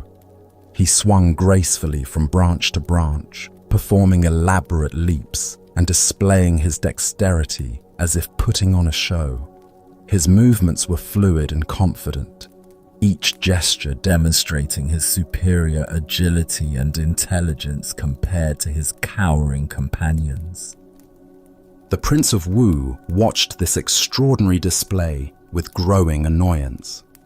Here was a mere animal that dared to show no respect for royal authority, that seemed to mock the very presence of the prince through its casual dismissal of the obvious threat. The monkey's confidence appeared to be a direct challenge to the prince's power. Deciding to teach this insolent creature a lesson, the prince drew his bow and shot an arrow directly at the monkey. But to the amazement of all present, the monkey dexterously caught the arrow in mid-flight, plucking it from the air as easily as one might catch a falling leaf. The monkey examined the arrow briefly, then tossed it aside with casual dismissal, as if such feats were nothing more than child's play. The prince's face darkened with rage at this humiliation. His skill as an archer had been made to look foolish by a mere animal. "Attack!" he ordered his attendants. "Bring down this arrogant beast." A volley of arrows filled the air. The monkey, suddenly overwhelmed by the coordinated assault, could not deflect them all. In an instant, he was struck by multiple arrows and fell dead to the forest floor, his extraordinary abilities proving useless against such overwhelming force. The prince turned to his wise companion, Yen Pui, who had watched this scene unfold with growing understanding. "You see what happened," the prince said. "This animal advertised his cleverness. He trusted in his own skill. He thought no one could touch him. Remember that. Do not rely on distinction and talent when you deal with men." Yen Pui absorbed this lesson deeply. When they returned to the kingdom, he reflected on how his own accomplishments and reputation might be creating the same dangerous pride that had destroyed the monkey. He quietly became the disciple of a humble sage, seeking to rid himself of everything that made him appear outstanding or special. He renounced the pleasures that had once defined his status and learned to hide every distinction that might set him apart from others. Through patient practice, Yanpu-yi cultivated such genuine humility that soon no one in the kingdom knew what to make of him. He had become so ordinary, so unassuming, that people began to sense something profound in his very ordinariness. Thus, they held him in awe, not for what he displayed, but for the mysterious depth they sensed beneath his simple presence. Buddha spoke of this when he said, "Those who know do not speak, those who speak do not know."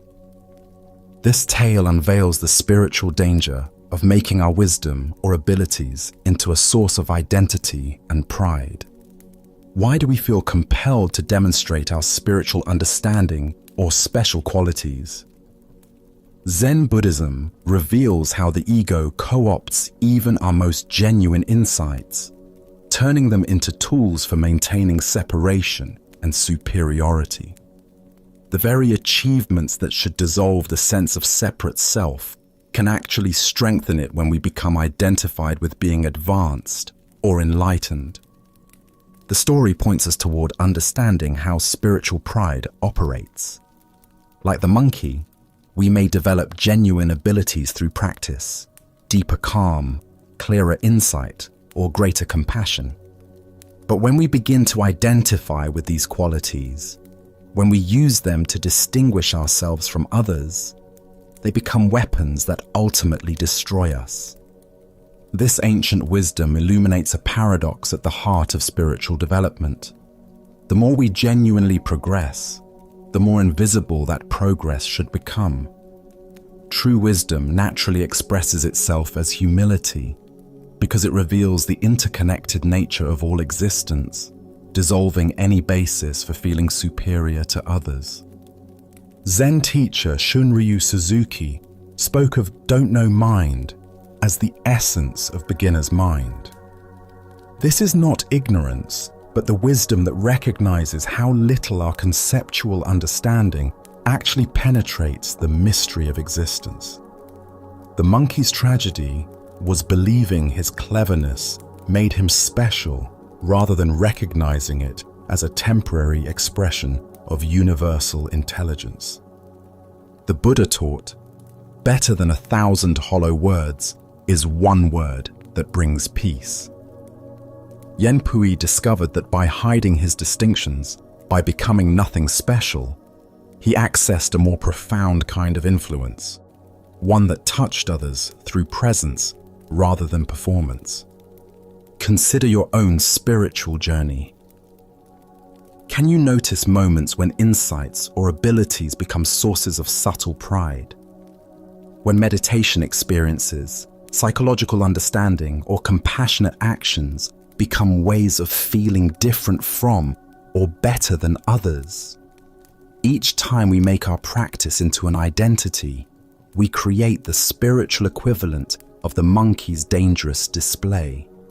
Tonight, as you rest in simple being, can you practice the art of being nobody special? Can you find the freedom that comes not from demonstrating your wisdom, but from resting in the ordinary mystery of awareness itself? As the Buddha said, "Those who are free of resentful thoughts surely find peace." The deepest peace comes when we release even our attachment to being peaceful. Let us now turn to a story about the fundamental truth that governs all experience. This is the teaching of the meditation student and the wise reminder. A young student had been practicing meditation for several months with sincere dedication. Each morning and evening, he would sit quietly on his cushion, close his eyes, and attempt to follow the breathing techniques his teacher had shown him. Some days, the practice felt natural and peaceful, but recently he had been struggling with what seemed like constant distraction and discomfort. On this particular morning, he could barely sit still for 5 minutes before frustration overwhelmed him. His mind raced with thoughts about work, relationships, and a dozen trivial concerns. His legs ached from sitting in an unfamiliar position, and despite his best efforts to focus on his breath, he found himself constantly pulled away by mental chatter and physical restlessness. After what felt like hours, but was probably only 20 minutes, he gave up on his practice and sought out his meditation teacher. He found the elderly monk tending a small garden behind the meditation hall, peacefully pulling weeds in the early morning sunlight. "Teacher," the student said, his voice heavy with discouragement and self-criticism, "my meditation is horrible. I can't focus on anything. I feel so distracted and scattered. My legs ache constantly, and I keep falling asleep when I'm not distracted. Everything about my practice feels wrong. It's just horrible." The teacher looked up from his gardening, soil still clinging to his weathered hands, and met the student's frustrated gaze with calm, knowing eyes. He listened to the young man's litany of complaints without judgment or surprise, as if he had heard these exact same words countless times before. "It will pass," the teacher said matter-of-factly, then returned to his weeding as if nothing unusual had occurred. The student stood there for a moment, somewhat taken aback by the brevity and seeming dismissiveness of the response. He had expected detailed advice, perhaps some new technique, or at least some reassurance about his difficulties. Instead, he received just 3 simple words. Feeling somewhat unsatisfied but having nothing more to say, he returned to his room to contemplate this cryptic guidance. Over the following days, the student continued his practice despite his frustrations. Gradually, something began to shift. The intense distractions started to subside. His body adjusted to the sitting position, and moments of genuine peace began to emerge between the chaos of thoughts. By the end of the week, his meditation had transformed completely. Excited by this positive change, he once again sought out his teacher, this time finding him sweeping leaves from the temple courtyard. The student's face glowed with enthusiasm and relief. "Teacher," he exclaimed, "my meditation is wonderful now. I feel so aware, so peaceful, so alive during my practice. My mind is clear, my body is comfortable, and I am experiencing the most beautiful states of consciousness. Everything about my meditation is just wonderful." The teacher paused in his sweeping, looked at the student with the same calm expression he had worn the week before, and gave exactly the same response. "It will pass." This time the student heard the deeper teaching.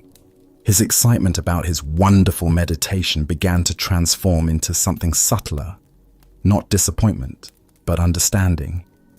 He realized that his teacher was pointing to something fundamental about the nature of all experience, not just meditation. Buddha's wisdom tells us, "This too shall pass." The heart of this lesson lies in understanding the impermanent nature of all phenomena, both pleasant and unpleasant, both the experiences we cling to and those we try to escape. Why do we struggle so intensely with the changing nature of our experience? Zen Buddhism reveals that much of our suffering comes from our resistance to impermanence, our desperate attempts to hold on to pleasant states, and our equally desperate attempts to escape unpleasant ones. We exhaust ourselves trying to control what is essentially uncontrollable. The student's meditation experiences, both horrible and wonderful, were equally temporary. His teacher's consistent response pointed to a deeper stability that exists beneath the constantly changing surface of experience.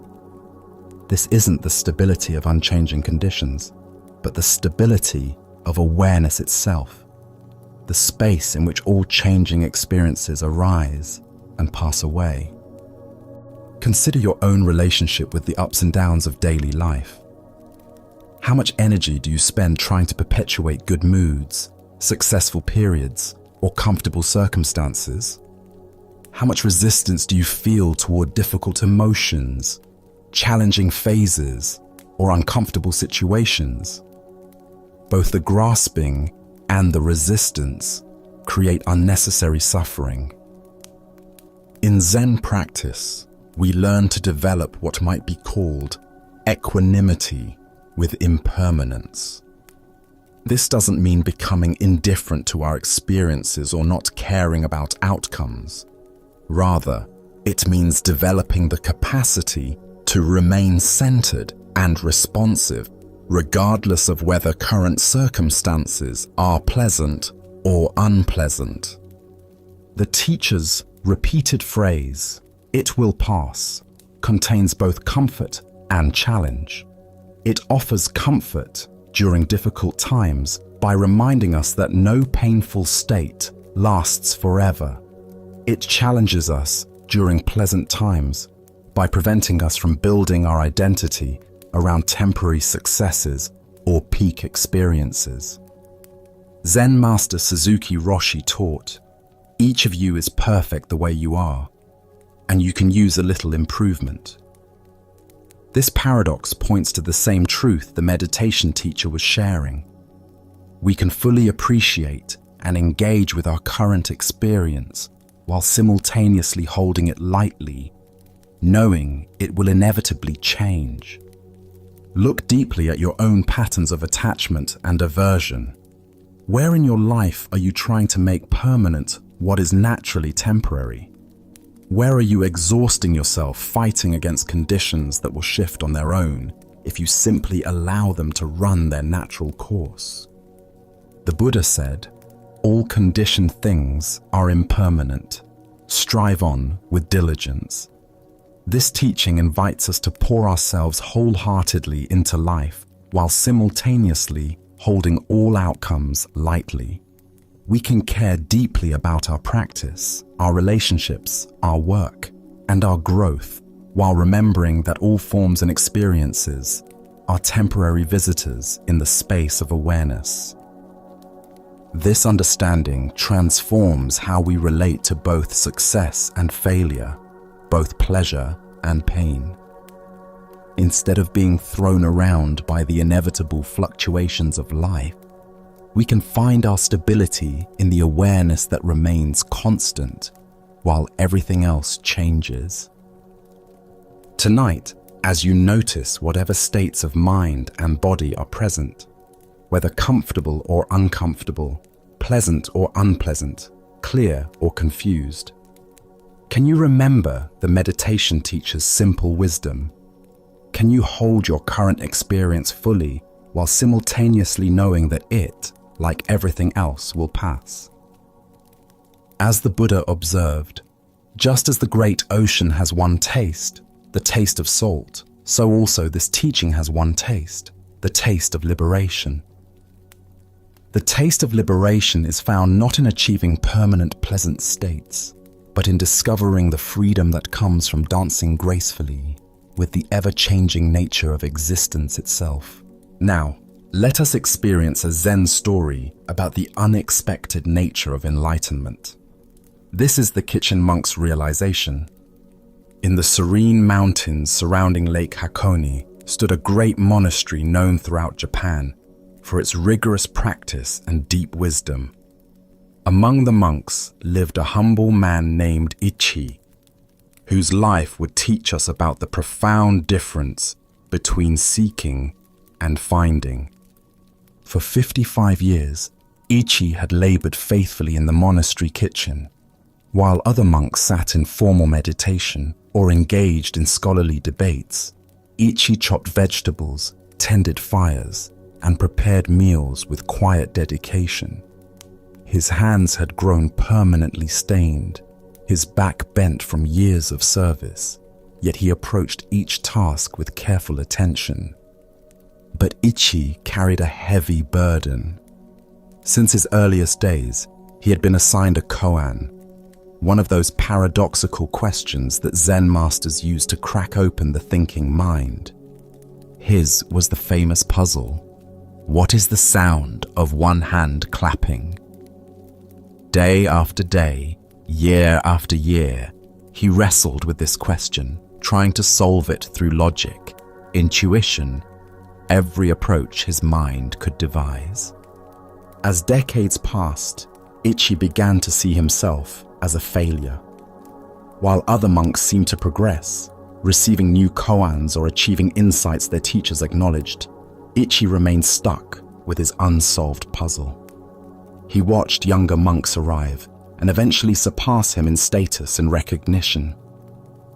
55 years, he would whisper while stirring soup. 55 years, and still I cannot hear what one hand sounds like when it claps. The question haunted him through every chore, every quiet moment, every season of his long service. Now, as his body grew frail, Ichi knew his time was approaching its end.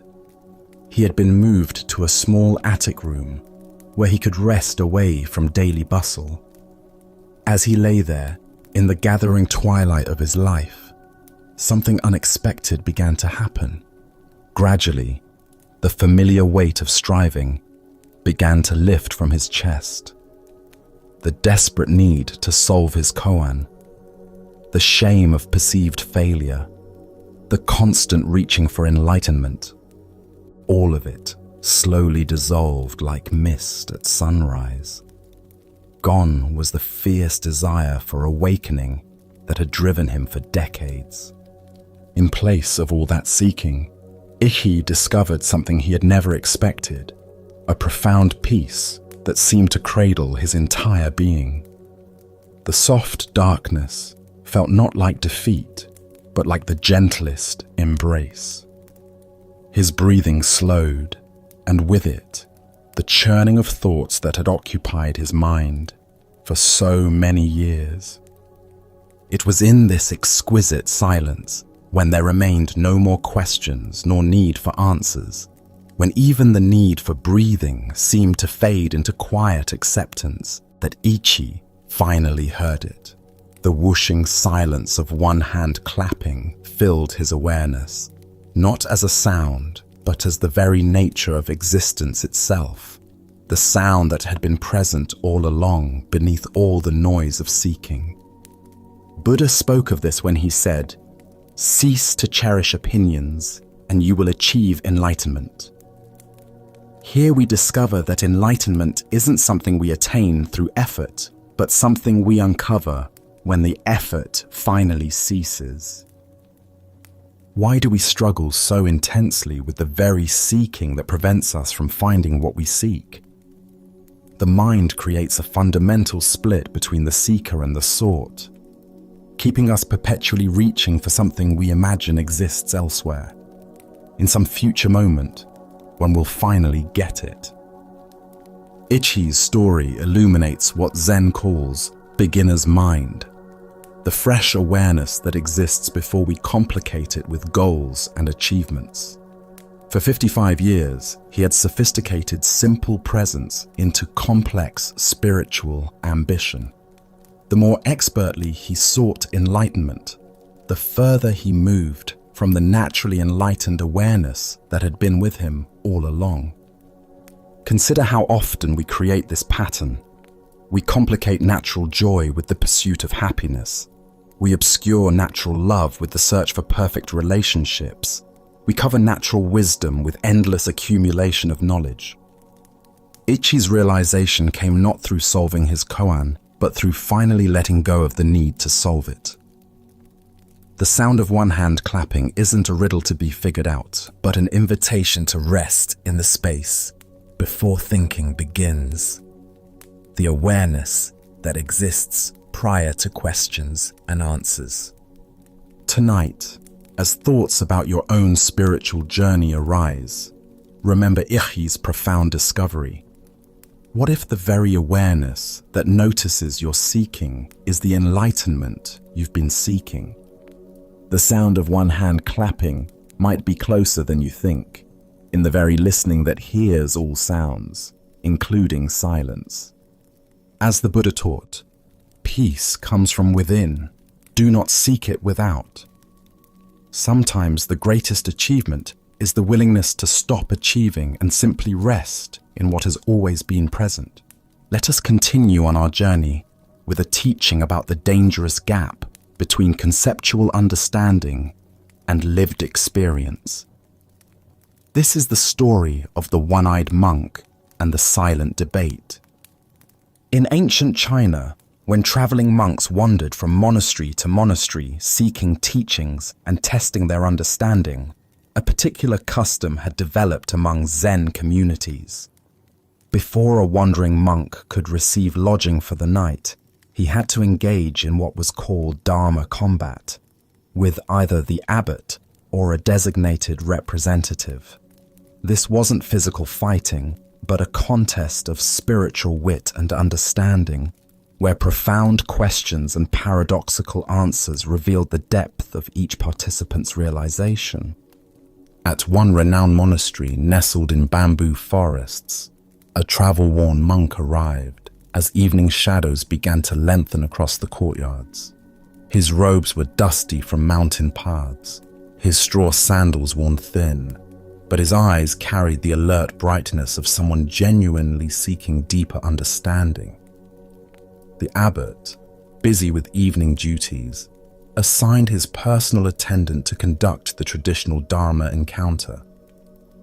This attendant had served the monastery faithfully for many years, though he possessed what others might consider a disadvantage. He had lost one eye in an accident during his youth. Despite this physical limitation, or perhaps because of the clarity it had brought to his inner vision, he had developed profound insight into the Buddha's teachings. When the two monks met in the monastery's formal reception hall, the traveling monk proposed something unusual. "Let us engage in silent debate," he suggested, gesturing with his hands to indicate they would communicate through gestures alone rather than words. Sometimes the deepest truths transcend language altogether. The attendant nodded agreement, and they began their wordless exchange. The wayfarer raised one finger toward the ceiling, holding it steady with an expression of calm confidence. Without hesitation, the attendant responded by raising two fingers. The traveling monk, seeming pleased by this response, then raised three fingers. At this, the attendant surprised him by making a tight fist and holding it firmly in the space between them. The traveling monk's confident expression faltered. For a moment, he stared at the clenched fist, his face showing confusion and something approaching alarm. Then, without attempting any further gestures, he bowed quickly and left the hall. Soon afterward, he found the abbot and spoke with obvious respect and disappointment. "Venerable Sir, your representative is far too advanced for me. I must continue my journey rather than presume to stay in your monastery tonight." The abbot raised his eyebrows with interest. "Please, tell me what transpired in your exchange." "Well," the traveler explained earnestly, "I began by holding up one finger to symbolize the Buddha, the awakened one who showed us the path to enlightenment. But your monk immediately responded with two fingers, indicating the Buddha and the Dharma, both the teacher and the teachings he offered.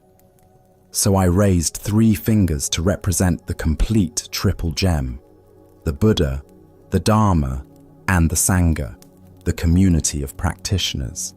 But then he held up a clenched fist to show that all three are actually one unified reality. His understanding is clearly beyond mine, so I must seek instruction elsewhere before I could be worthy of staying here." The abbot listened to this interpretation with growing surprise, for he knew his attendant's character well. As the traveling monk departed into the gathering dusk, the attendant himself appeared, visibly agitated and breathing hard from running.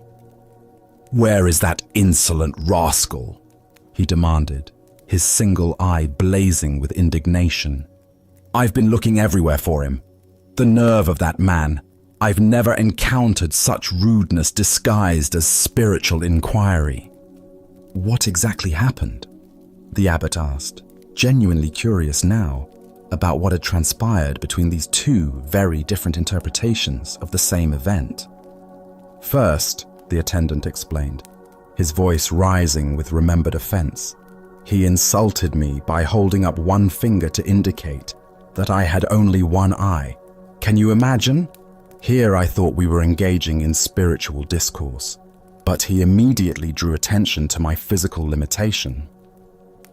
Determined to remain polite despite such crudeness, I held up two fingers to acknowledge that he was blessed with two eyes. I was trying to show that I bore him no ill will for his thoughtless comment. The attendant paused to catch his breath, his agitation increasing as he continued. But the scoundrel wasn't satisfied with that insult. Next, he held up three fingers to rub it in further, indicating that between the two of us, there were only 3 eyes total. He was deliberately emphasizing our difference, making sure I couldn't forget my disability. That's when I'd had enough. I made a fist because I was about to hit him for his persistent rudeness. But the coward saw what was coming and ran off before I could teach him proper manners. The abbot stood in stunned silence, contemplating this remarkable demonstration of how two people could participate in identical events while inhabiting completely different realities. The Buddha taught, "We see the world not as it is, but as we are." This profound truth reveals itself in the complete misunderstanding between our two monks, each of whom experienced the exact same gestures while living in entirely different interpretations of reality. Why do we so often project our own concerns, insecurities, and assumptions onto neutral situations? Zen Buddhism points to what it calls the 8 worldly winds: praise and blame, pleasure and pain, gain and loss, fame and disgrace. These psychological forces create internal weather systems that color our perception of everything around us. The attendant's sensitivity about his missing eye created a filter through which every gesture became a personal attack. His past experiences of being judged or pitied for his appearance had created such a strong interpretive framework that he couldn't perceive any other possible meaning in the traveler's hand signals. Similarly, the traveling monk's spiritual preoccupations caused him to see profound Dharma teachings in what were actually expressions of wounded feelings and growing anger. His framework of seeking enlightened instruction made him interpret increasingly aggressive gestures as increasingly sophisticated wisdom. Look deeply at your own patterns of interpretation. How often do your current worries, past hurts, or persistent hopes cause you to misread situations completely? Perhaps someone's distracted behavior becomes evidence they don't like you when they're actually concerned about a family member's health. Maybe a colleague's helpful suggestion feels like criticism because you're insecure about your performance. This ancient wisdom illuminates how our internal state creates our external experience. Both monks were sincere in their perceptions, yet both were fundamentally mistaken about what was actually happening. Neither was lying or deliberately misinterpreting. They were simply seeing through the lens of their own psychological conditioning. The story points us toward a crucial question. How can we develop the capacity to see situations more clearly, less filtered through our personal concerns and interpretations? Zen practice offers several approaches to this challenge. First is what's called don't know mind. Maintaining openness to multiple interpretations, rather than immediately settling on the one that confirms our existing beliefs or fears. When someone acts in a way that triggers our interpretation, can we pause and consider other possible explanations? Second is mindfulness of our own emotional states. The attendant might have noticed his rising sensitivity about his appearance and recognized how this was coloring his perception. The traveler might have observed his eagerness to find profound teachings and questioned whether he was seeing wisdom where none existed. Zen Master Bankei taught, "Your everyday mind, that is the way." This teaching invites us to examine the very mind that creates these interpretations, rather than constantly trying to figure out the correct interpretation of external events. The Buddha said, "Hatred is never appeased by hatred in this world. By non-hatred alone is hatred appeased. This is a law eternal." If the attendant had met the traveler's perceived insults with curiosity rather than defensiveness, if the traveler had questioned his assumptions about enlightened behavior, their encounter might have become a genuine teaching for both. Tonight, as you replay conversations and interactions from your day, can you notice how your own concerns and sensitivities might have shaped your interpretations? Can you sense the difference between what actually happened and the meaning your mind added to those events? As the Buddha taught, peace comes from within. Do not seek it without. By understanding how our internal weather creates our external storms, we discover the possibility of clear seeing that serves both wisdom and compassion. Let us now turn to a story about the most profound spiritual truth hiding in the most obvious place. This is the dialogue between Joshu and Nansen about the ordinary mind. In a quiet mountain monastery where morning mist drifted between ancient pine trees and the sound of temple bells echoed across distant valleys, two masters engaged in a conversation that would illuminate the very heart of Zen understanding. Joshu, despite his own considerable wisdom and years of practice, approached his teacher Nansen with the earnestness of a sincere student seeking to understand the deepest mysteries of existence. The two men sat facing each other in the temple's meditation hall, where countless seekers before them had wrestled with the same fundamental questions about the nature of awakening. Joshu's inquiry came from a place of genuine perplexity. After years of intensive practice, meditation and study, he still felt uncertain about the very foundation of the spiritual path. "Master," Joshu began with characteristic directness, "what exactly is the way? With all our practices and teachings, what are we ultimately seeking?" Nansen's response was immediate and surprisingly simple. "Ordinary mind is the way," he replied, as if stating the most obvious fact in the world. This answer clearly puzzled Joshu, who had expected something more esoteric, more complex, more removed from everyday experience. "If ordinary mind is the way," he pressed further, "then should we direct ourselves toward cultivating it? Should we make it our spiritual goal?" Nansen shook his head gently. "If you direct yourself toward it, you immediately go away from it," he explained. "The very effort to attain ordinary mind makes it extraordinary, and therefore no longer ordinary." Now Joshu found himself in what seemed like an impossible logical bind. "But Master, if we don't try to cultivate or attain anything, how can we ever know that this ordinary mind is actually the way? How can we recognize it without some form of practice or effort?" Nansen's final response cut through all philosophical complexity with razor-sharp clarity. The way does not belong to knowing or not knowing. Knowing turns the way into a concept, an object of understanding, which is illusion. Not knowing turns it into blankness, which misses its vibrant presence. If you truly realize the way without doubt, it becomes like the great void, so vast and boundless that it contains everything. How then could there be any distinction between right and wrong, sacred and mundane, ordinary and extraordinary?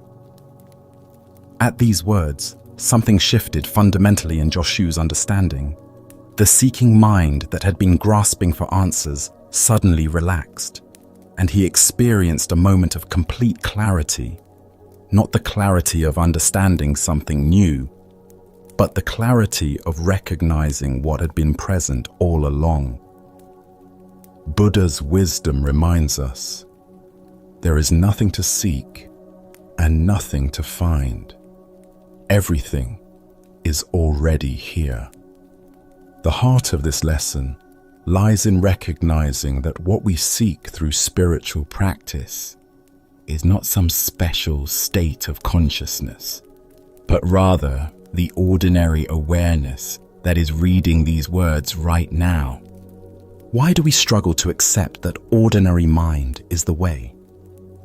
Zen Buddhism points to our deep conditioning that spiritual truth must be extraordinary, mystical, or dramatically different from our everyday experience. We imagine enlightenment as a permanent state of bliss, cosmic consciousness, or supernatural abilities, when in reality, it is simply the natural state of awareness without the overlay of seeking and striving. Our spiritual seeking often becomes its own obstacle. Like a person frantically searching for glasses while wearing them, we exhaust ourselves looking for something we already possess. The very effort to attain a special spiritual state creates the sense of separation between seeker and sought, between the ordinary self and some idealized, awakened self. Consider how your own mind works in this very moment. Thoughts arise and pass away. Sensations appear in your body. Sounds reach your ears. Emotions flow through your awareness. This natural functioning of consciousness, without any special effort or concentration, is what Nansen calls ordinary mind. It is already enlightened, not because it achieves some particular state, but because it is the very space in which all states appear and dissolve. Zen master Huang Po taught, "Your everyday mind, that is the way, just like now, without seeking anything, without grasping after the fruits of Zen, just this mind that thinks and feels and perceives. This is Buddha." This ordinariness is precisely what makes it so difficult to recognize. We keep looking past it for something more impressive. The great void that Nansen mentions is not empty space, but rather the spacious awareness in which all experiences arise. Like the sky that remains unchanged whether filled with clouds or clear, this awareness remains constant through all the changing contents of experience. Joy and sorrow, clarity and confusion, peace and agitation, all appear and disappear within this unchanging background of ordinary awareness. This understanding revolutionizes our approach to spiritual practice. Instead of trying to achieve some special state, we learn to recognize the awareness that is already present. Instead of seeking to transcend ordinary experience, we discover the extraordinary nature of ordinariness itself. The sound of rain becomes as sacred as temple bells. Washing dishes becomes as profound as formal meditation. In Japanese aesthetics, there is a concept called wabi-sabi, finding beauty in imperfection and impermanence. This appreciation for the ordinary and imperfect reflects the same understanding that Nansen points toward. The way is not found in perfected states, but in the natural flow of life exactly as it is. Tonight, as you experience the simple fact of being aware, aware of these words, aware of your breathing, aware of the sounds around you. Can you recognize this ordinary awareness as what you have been seeking all along? Can you relax the effort to become something other than what you already are? As the Buddha taught, peace comes from within. Do not seek it without. The way is not a destination to reach, but the very ground you are already standing on. In accepting your ordinary mind as Buddha mind, you discover that the spiritual journey was never about going somewhere else, but about recognizing where you have always been. As we continue our journey through the wisdom of Zen Buddhism, let us turn to a story about how customs can outlive their purpose.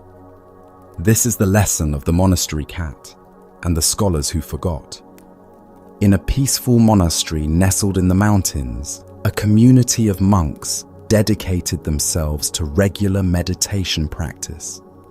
Every evening, as the sun set behind the peaks and shadows grew long across the temple grounds, they would gather in the meditation hall for their most important practice session of the day. This was a time of deep silence and inner contemplation that had been maintained for generations. However, the monastery was also home to a particularly vocal cat who had made the temple grounds his territory.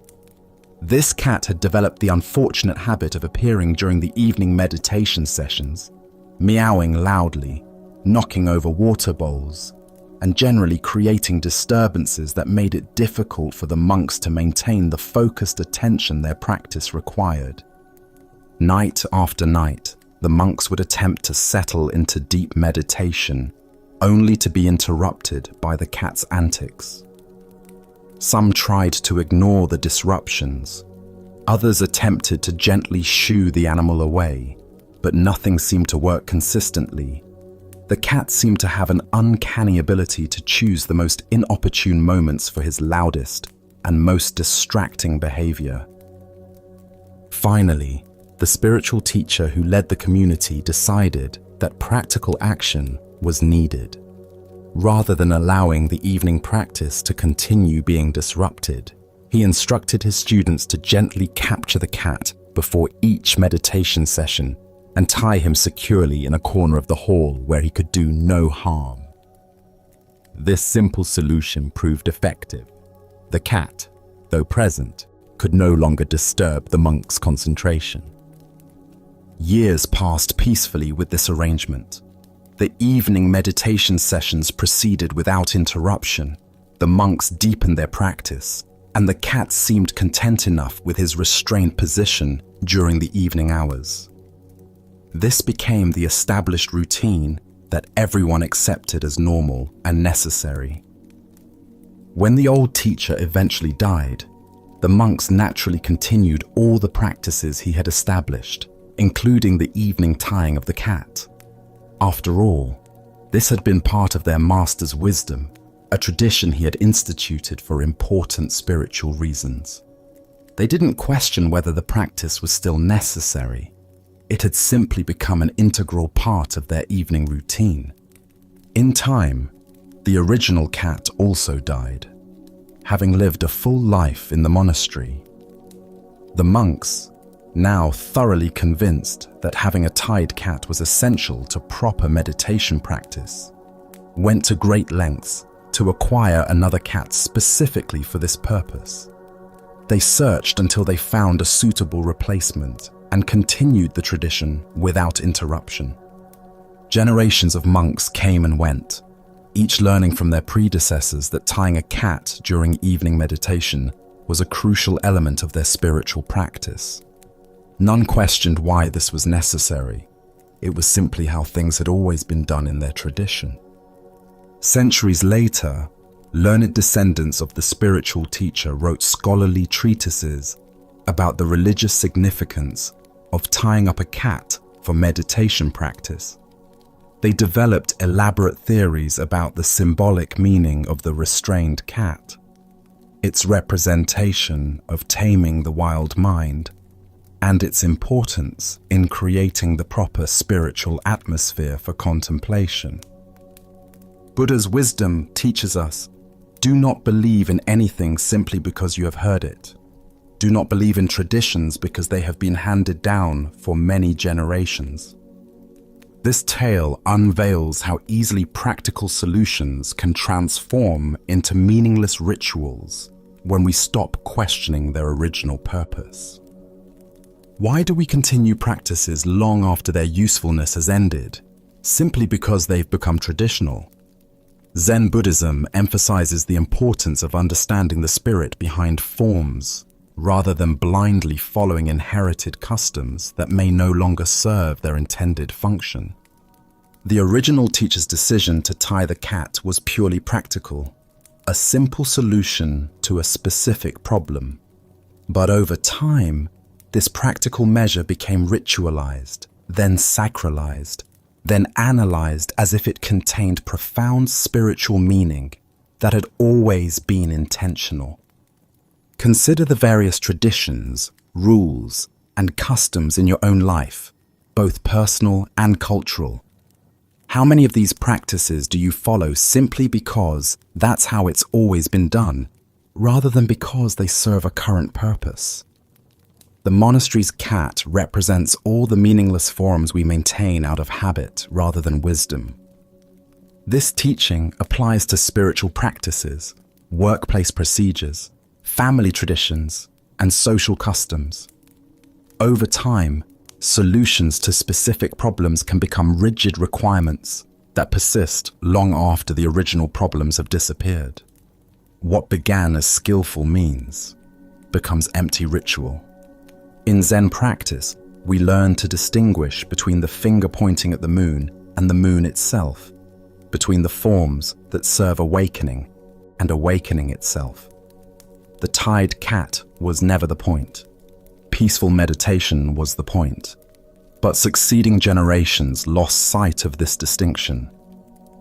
The Buddha said, "My teaching is like a raft. It is for crossing over, not for holding onto." The cat-tying tradition represents what happens when we turn temporary rafts into permanent shrines, mistaking the means for the end. Look deeply at the various practices and traditions you maintain. Which ones still serve their original purpose, and which ones have become empty forms you follow out of habit? What would it mean to honor the spirit of these practices while remaining flexible about their forms? The scholars who wrote treatises about the cat's religious significance weren't intentionally creating false doctrine. They genuinely believed they were preserving important wisdom. But their analysis was built on a foundation they didn't understand, leading to elaborate explanations of something that had never been intended as spiritual practice. Tonight, as you consider the various routines, traditions, and practices in your life, can you remember the original cat and the practical problem it solved? Can you distinguish between forms that still serve their purpose and those that have become meaningless repetition? As the Buddha observed, believe nothing merely because you have been told it. But after observation and analysis, when you find that anything agrees with reason and is conducive to the good and benefit of one and all, then accept it and live up to it. True spiritual maturity involves continuously examining our practices to ensure they serve their intended purpose, rather than simply preserving forms because they've become familiar. Let us now turn to a story about the difference between seeing and being seen, between wisdom and the appearance of wisdom. This is the tale of the blind man and his lantern. Late one evening, as darkness settled over the village like a soft blanket, a blind man prepared to walk home after spending the day with a dear friend. They had shared tea, conversation, and the comfortable silence that comes between people who truly know each other. But now, the hour was late. and the blind man needed to make his way through the winding streets to his own home. As he prepared to leave, feeling around for his walking stick and adjusting his cloak against the night air, his friend looked out at the pitch-black streets with concern. "Please," the friend said kindly, "let me give you my lantern to carry with you. The streets are particularly dark tonight, and there are many obstacles along the way." The blind man paused, surprised by the offer. "Why would I need a lantern?" he asked with gentle amusement. "You know I cannot see. The light won't help me find my way any better than darkness would. My feet know these streets, and my other senses guide me just fine." "Ah," his friend replied thoughtfully, "but perhaps the lantern isn't for you to see better. Perhaps it's so that others will see you better and won't accidentally bump into you as they hurry through the dark streets." This reasoning made perfect sense to the blind man. While he had learned to navigate the world without sight, he understood that others depended on their eyes and might not notice him in the darkness. "Of course," he said, accepting the lantern gratefully. "How thoughtful of you." The lantern was a simple but beautiful thing, made of rice paper stretched over delicate bamboo strips, with a candle secured safely inside. His friend lit the candle, and the warm glow illuminated a circle of ground around the blind man's feet. Even though he couldn't see the light himself, he could feel its warmth and knew that others would see him coming from a good distance away. Off he went into the night, the lantern swinging gently at his side as he made his way along the familiar path toward home. He felt confident and considerate, knowing that he was taking care both of his own safety and the safety of others who might be traveling these same dark streets. But he had walked only a few yards when suddenly, crack, another traveler walked straight into him. The collision was jarring, sending both men stumbling. The blind man's lantern swayed wildly, and he nearly lost his balance. "Why don't you watch where you're going?" the blind man called out indignantly, steadying himself and adjusting his robes. "Can't you see this lantern? I'm carrying it specifically so people like you won't bump into me." The other traveler, equally surprised by the collision, looked at the blind man's lantern and couldn't help but laugh. "My friend," he said gently, "why don't you light the candle? Your lantern is completely dark." The blind man reached toward his lantern and felt around the bamboo frame. Sure enough, the candle had gone out shortly after he left his friend's house, though he had been completely unaware of it.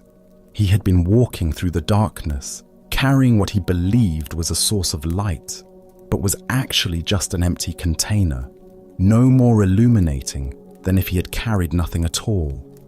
The Buddha once said, "Thousands of candles can be lighted from a single candle, and the life of the candle will not be shortened. Happiness never decreases by being shared." This tale unveils the profound difference between carrying the container of wisdom and carrying wisdom itself. Why do we so often mistake the form of understanding for understanding itself? Zen Buddhism reveals that we frequently become attached to the external symbols of insight, the books we've read, the retreats we've attended, the spiritual concepts we can discuss, while the actual flame of awareness remains unlit within us. The blind man's situation is deeply familiar to anyone who has walked a spiritual path. We acquire the lantern of teachings, surround ourselves with the framework of practice, and assume that possessing these things means we are illuminated. But unless the candle of direct experience is actually burning, we're still walking in darkness while believing we carry light. Consider your own spiritual or philosophical understanding. How much of what you believe you know is actually lived wisdom, and how much is merely conceptual knowledge you're carrying around like an unlit lantern? The difference becomes apparent only when we encounter the inevitable collisions of real life, moments when our understanding is tested by actual circumstances. In Zen practice, we distinguish between knowing about and knowing directly. You can study everything ever written about the taste of an apple, but until you actually bite into one, your knowledge remains second-hand. Similarly, we can accumulate vast knowledge about peace, compassion, or wisdom without ever actually embodying these qualities. The blind man was sincere in his intentions. He genuinely wanted to help others see him and avoid accidents. But his good intentions couldn't substitute for the actual function of a lit candle.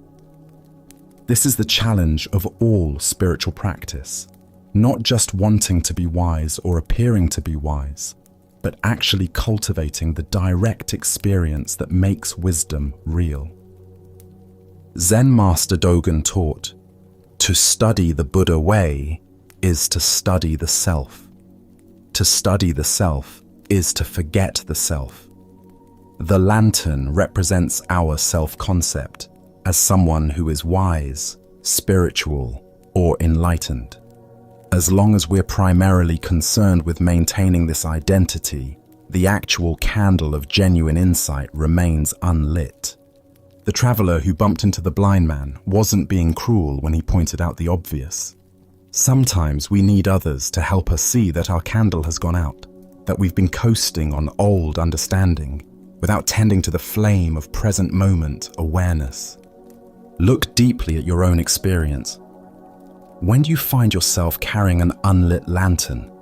Perhaps it's when you offer advice you haven't fully integrated yourself, when you speak about peace while feeling agitated inside, or when you present yourself as having figured out something you're still actively struggling with. These aren't moral failures. They're simply signs that it's time to relight the candle. The beauty of this teaching is that discovering our lantern is dark isn't the end of the story, it's the beginning. The moment we realize we've been walking in darkness while believing we carried light, we can stop, find a source of flame, and actually illuminate our path. The lantern itself isn't useless. It just needs the essential element that makes it functional. In our relationships, careers, and spiritual practices, we encounter this same dynamic repeatedly. We develop the outer forms of expertise, the vocabulary, the credentials, the appearances of mastery, but sometimes lose touch with the living essence that originally inspired us. The marriage counselor whose own relationship is struggling, the teacher who has stopped learning, the spiritual practitioner who has become rigid in their practice, all are carrying unlit lanterns. The Buddha taught, better than 1,000 hollow words is one word that brings peace. One moment of genuine presence, authentic compassion, or real understanding illuminates more than years of accumulated concepts. The lit candle, however small, provides actual guidance in a way that the most beautiful empty lantern cannot. Zen practice continually asks us to check whether our candle is actually burning. Are we speaking from direct experience or from memory? Are we acting from present awareness or from habit? Are we offering genuine warmth and illumination, or just the appearance of these qualities? This isn't about achieving perfection or never having our candle go out. Candles extinguish naturally. That's their nature. Wind blows them out. They burn down. They flicker and fade. The practice is in noticing when the light has gone out and having the humility to relight it rather than pretending it's still burning. Tonight, as you consider the various roles you play and the wisdom you believe you possess, can you honestly assess which lanterns in your life are actually lit? Where are you carrying genuine understanding?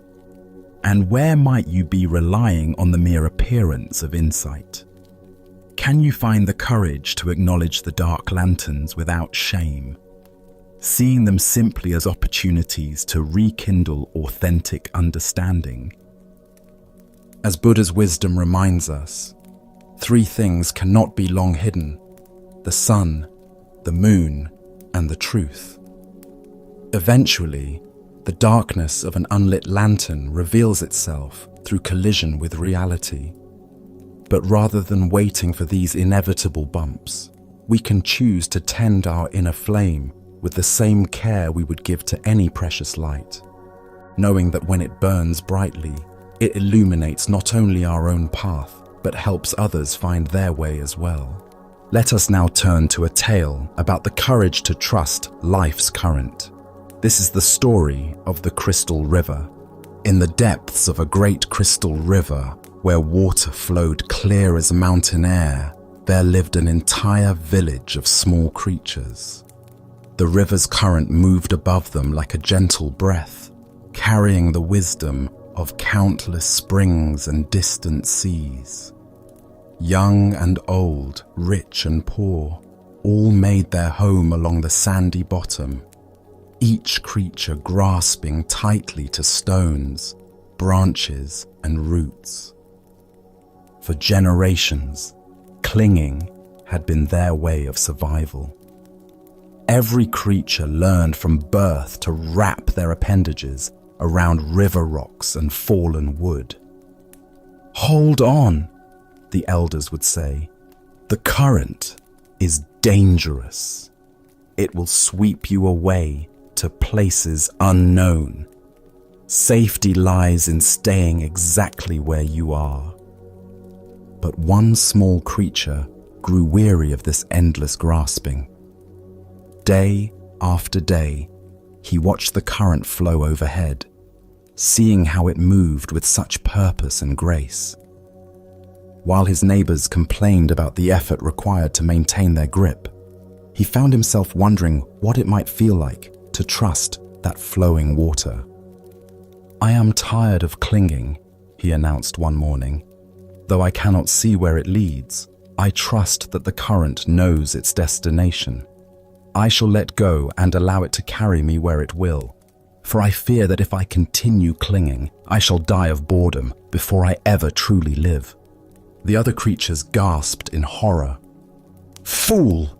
they cried. "Let go, and that current will tumble you mercilessly across the rocks below. You will be battered and broken, dying far more quickly than any boredom could kill you." But the small creature had made his decision. Taking one last look at his neighbors, he released his grip on the familiar stone. Immediately, the current seized him, and just as the others had predicted, he was tumbled and tossed across the rocky bottom. His small body struck stone after stone, each impact bringing pain he had never experienced while safely clinging. Yet something remarkable began to happen. As the creature continued to surrender to the current's power, refusing to grab for new anchors despite his pain, the water gradually lifted him higher from the dangerous bottom. The tumbling ceased. The rocks could no longer reach him. Now he flowed with the current itself, no longer fighting its direction, but becoming one with its movement. As he traveled downstream, creatures in distant parts witnessed something they had never seen. Here was one of their own kind, yet he appeared to be flying through the water, moving with the elegant power of the current itself. "See a miracle!" they called out. "A creature like ourselves, yet he soars. Surely he is the Messiah, come to save us all." The flowing creature heard their cries and felt compassion for their misunderstanding. "I am no more Messiah than any of you," he called back. "The river delights in lifting us all free, if only we dare to let go. Our true work is not clinging to the bottom, but embracing this voyage, this grand adventure of trust and flow." But the creatures only cried louder, "Savior, Savior!" Even as they spoke, they tightened their grips on rocks and roots. They watched until he disappeared around a bend, then began weaving legends about the miraculous savior who had briefly graced their village. Buddha's wisdom reminds us, you only lose what you cling to. This ancient teaching illuminates the profound paradox at the heart of human experience. We spend our lives grasping for security and control, believing that our safety depends on holding tight to familiar circumstances. Yet in this very grasping, we create the suffering we seek to avoid. Why do we cling so desperately when the current offers to carry us toward unknown adventures? Zen Buddhism reveals that from early childhood, we learn the known is safe and the unknown dangerous. This conditioning becomes a spiritual obstacle when it prevents growth beyond familiar limitations. We also suffer from the illusion of control, believing that by grasping circumstances, relationships, and identities, we can stop the natural flow of change. This creates enormous tension because it puts us in opposition to reality itself. Life is constant movement, and when we resist this truth, we exhaust ourselves fighting currents far more powerful than our individual will. Consider the areas of your life where you find yourself clinging. Perhaps it's a relationship that has outgrown its original form, a career that no longer brings joy, or an image of yourself that now constrains your growth. The current of change will flow whether we resist it or not. Our choice is whether to exhaust ourselves in futile opposition or discover the grace available in conscious surrender. The Buddha said, "Nothing is permanent except change. Water doesn't fight the mountainside. It finds the natural pathway down." When we learn to move with life's current rather than against it, we discover effortless effectiveness that rigid resistance can never achieve. Tonight, as you rest in this moment's stillness, what might you be ready to release? Perhaps it's a worry about tomorrow's challenges, a resentment from yesterday's disappointments, or a way of defining yourself that has grown too small. Can you feel into the current of this moment's aliveness and trust its direction?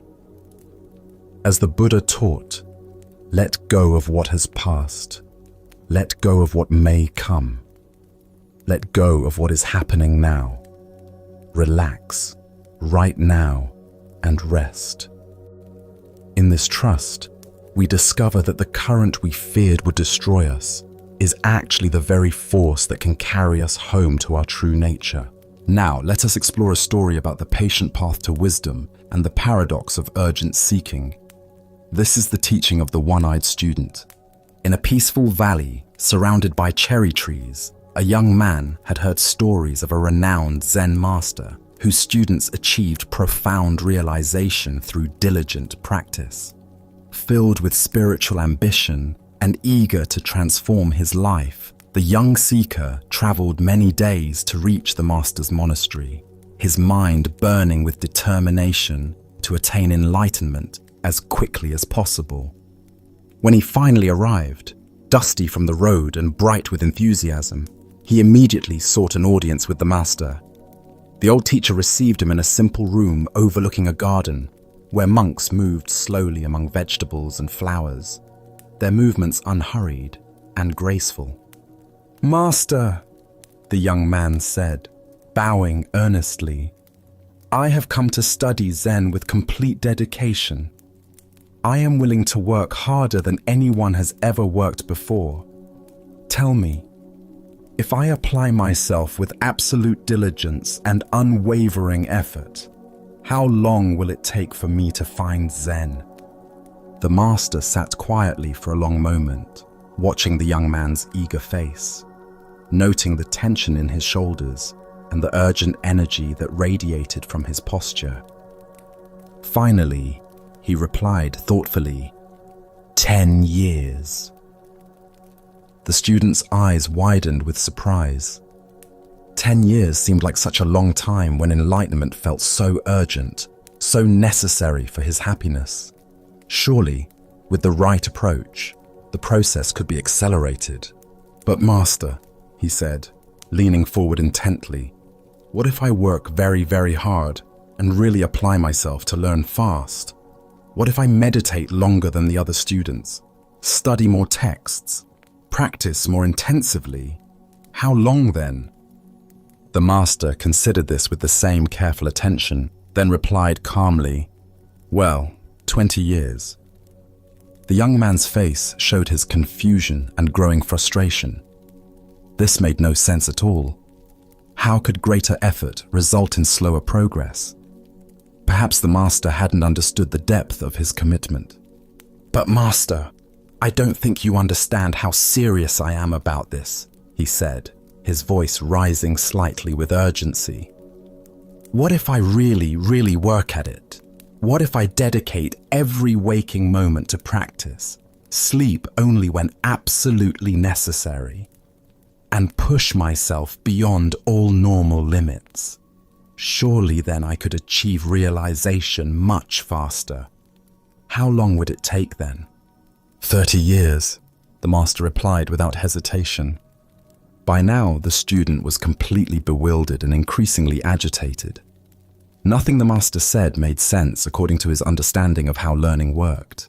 In every other area of life, music, martial arts, scholarship, harder work produced faster results. Why should spiritual practice be different? Master, I do not understand, he said, no longer able to hide his disappointment and confusion. Each time that I say I will work harder, you say it will take me longer. This seems completely backwards. Why do you say that? The Master's expression became gentle and compassionate, like a father explaining something important to a beloved child who was old enough to understand. When you have one eye on the goal, you only have one eye on the path, the Master explained quietly. Ancient Buddhist wisdom tells us, the journey of 1,000 miles begins with one step. What emerges from this story is a profound teaching about the nature of spiritual progress and the paradox of goal-oriented seeking. Why does intense goal fixation actually slow our spiritual development? Zen Buddhism reveals several ways that excessive focus on attainment creates obstacles to realization. First is the problem of divided attention. When part of our consciousness is constantly measuring progress toward an imagined destination, we cannot fully inhabit the present moment practices that actually cultivate awakening. Consider learning to play a musical instrument. If you spend half your practice time obsessing about when you'll be good enough to perform publicly, that energy isn't available for the careful attention to finger placement, rhythm, and tone that develops skill. The music emerges through complete absorption in the present moment relationship between musician and instrument, not through anxious projection toward future competence. Second is what Zen calls gaining mind, the subtle grasping that turns spiritual practice into a transaction. When we practice meditation to get enlightenment, study texts to accumulate wisdom, or cultivate compassion to become better people, we're approaching the path as consumers rather than participants. This gaining mind creates a fundamental split between who we think we are now and who we imagine we need to become. The Buddha said, "What you are looking for is where you are looking from." This profound teaching points to the very heart of the Master's lesson. Zen is not something we attain, but something we recognize. It's not a destination we reach, but the very awareness with which we walk the path. This ancient wisdom illuminates why urgent spiritual seeking often becomes self-defeating. When we're frantically pursuing enlightenment, we're operating from the assumption that our present experience is somehow inadequate or incomplete. But Zen teaches that the seeking mind itself is the very awareness we're seeking to find. Look deeply at your own experience of learning and growth. Haven't your most profound insights often come when you weren't actively trying to have insights? Perhaps while walking in nature, washing dishes, or simply sitting quietly without agenda. These moments of natural awareness reveal what the Master was pointing toward. That wisdom emerges when we stop dividing our attention between here and there, now and then. Zen Master Huang Po taught, "Your everyday mind, that is the way." This teaching invites us to examine our relationship to spiritual practice itself. Are we practicing to become someone different, or are we practicing to recognize who we already are? Are we walking the path to get somewhere else, or are we discovering that the path itself is the destination? The student's error wasn't his desire for realization, but his assumption that it existed somewhere other than in his present moment experience.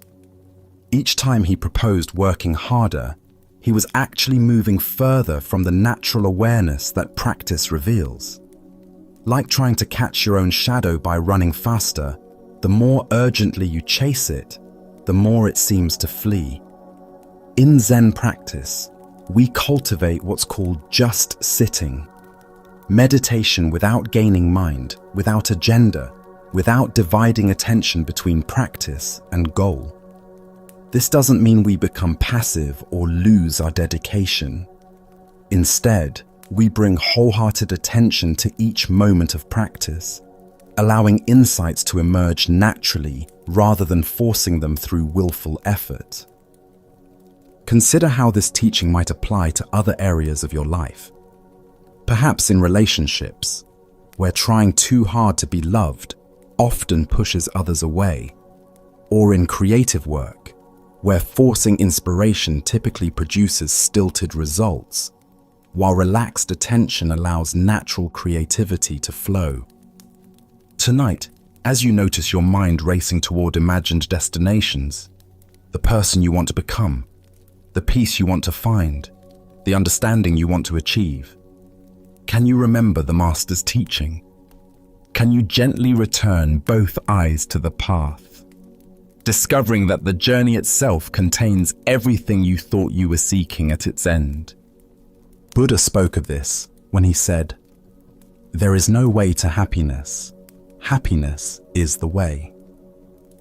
By walking the path with undivided attention, we discover that what we thought lay at its end was present in every step. Tonight, as our shared exploration gently concludes, can you recognize that the tranquility you've encountered isn't some elusive goal, but rather an inherent quality always accessible to you? Can you feel that the deep calm you've connected with tonight resides not just within these narratives, but within your own immediate awareness, patiently awaiting your acknowledgement? The Buddha wisely stated, "We are shaped by our thoughts. We become what we think." Pondering this profound insight, recall that inner serenity and understanding emerge not from external conditions or fleeting experiences, but flourish from the core of your own being, available in every breath. Throughout tonight's listening, each story has presented an enduring lesson, consistently highlighting the same liberating truth. Discomfort diminishes when we loosen our hold. Inner liberation naturally arises when we release what binds us, and genuine peace emerges from perceiving clearly, beyond distortions and knee-jerk responses. Even if your thoughts occasionally wander, even if a flicker of unease returns, the wisdom you've taken in tonight is now firmly rooted in your consciousness, prepared to support you whenever called upon. As you prepare for rest, consider that these timeless teachings have illuminated not some far-off route, but a way of living fully engaged right here, in this very moment. In the quiet moments that follow, allow yourself to sense how subtly your perspective has shifted, how effortlessly your breath now moves, and how peacefully your heart settles, undisturbed and receptive. These teachings serve as reminders that authentic understanding isn't concealed on distant peaks, nor confined to ancient writings. It radiates clearly and undeniably in the everyday simplicity of conscious attention. Tonight, you've glimpsed that reality, a reality that becomes evident when we simply pause and observe. As you transition from this calm interlude back into your daily rhythm, carry with you not only the stories themselves, but the profound sense of ease and clarity they have sparked within you. May this tranquility remain with you, guiding your path through both bright and demanding times alike. Thank you for joining us on this journey at Sleepy Monk.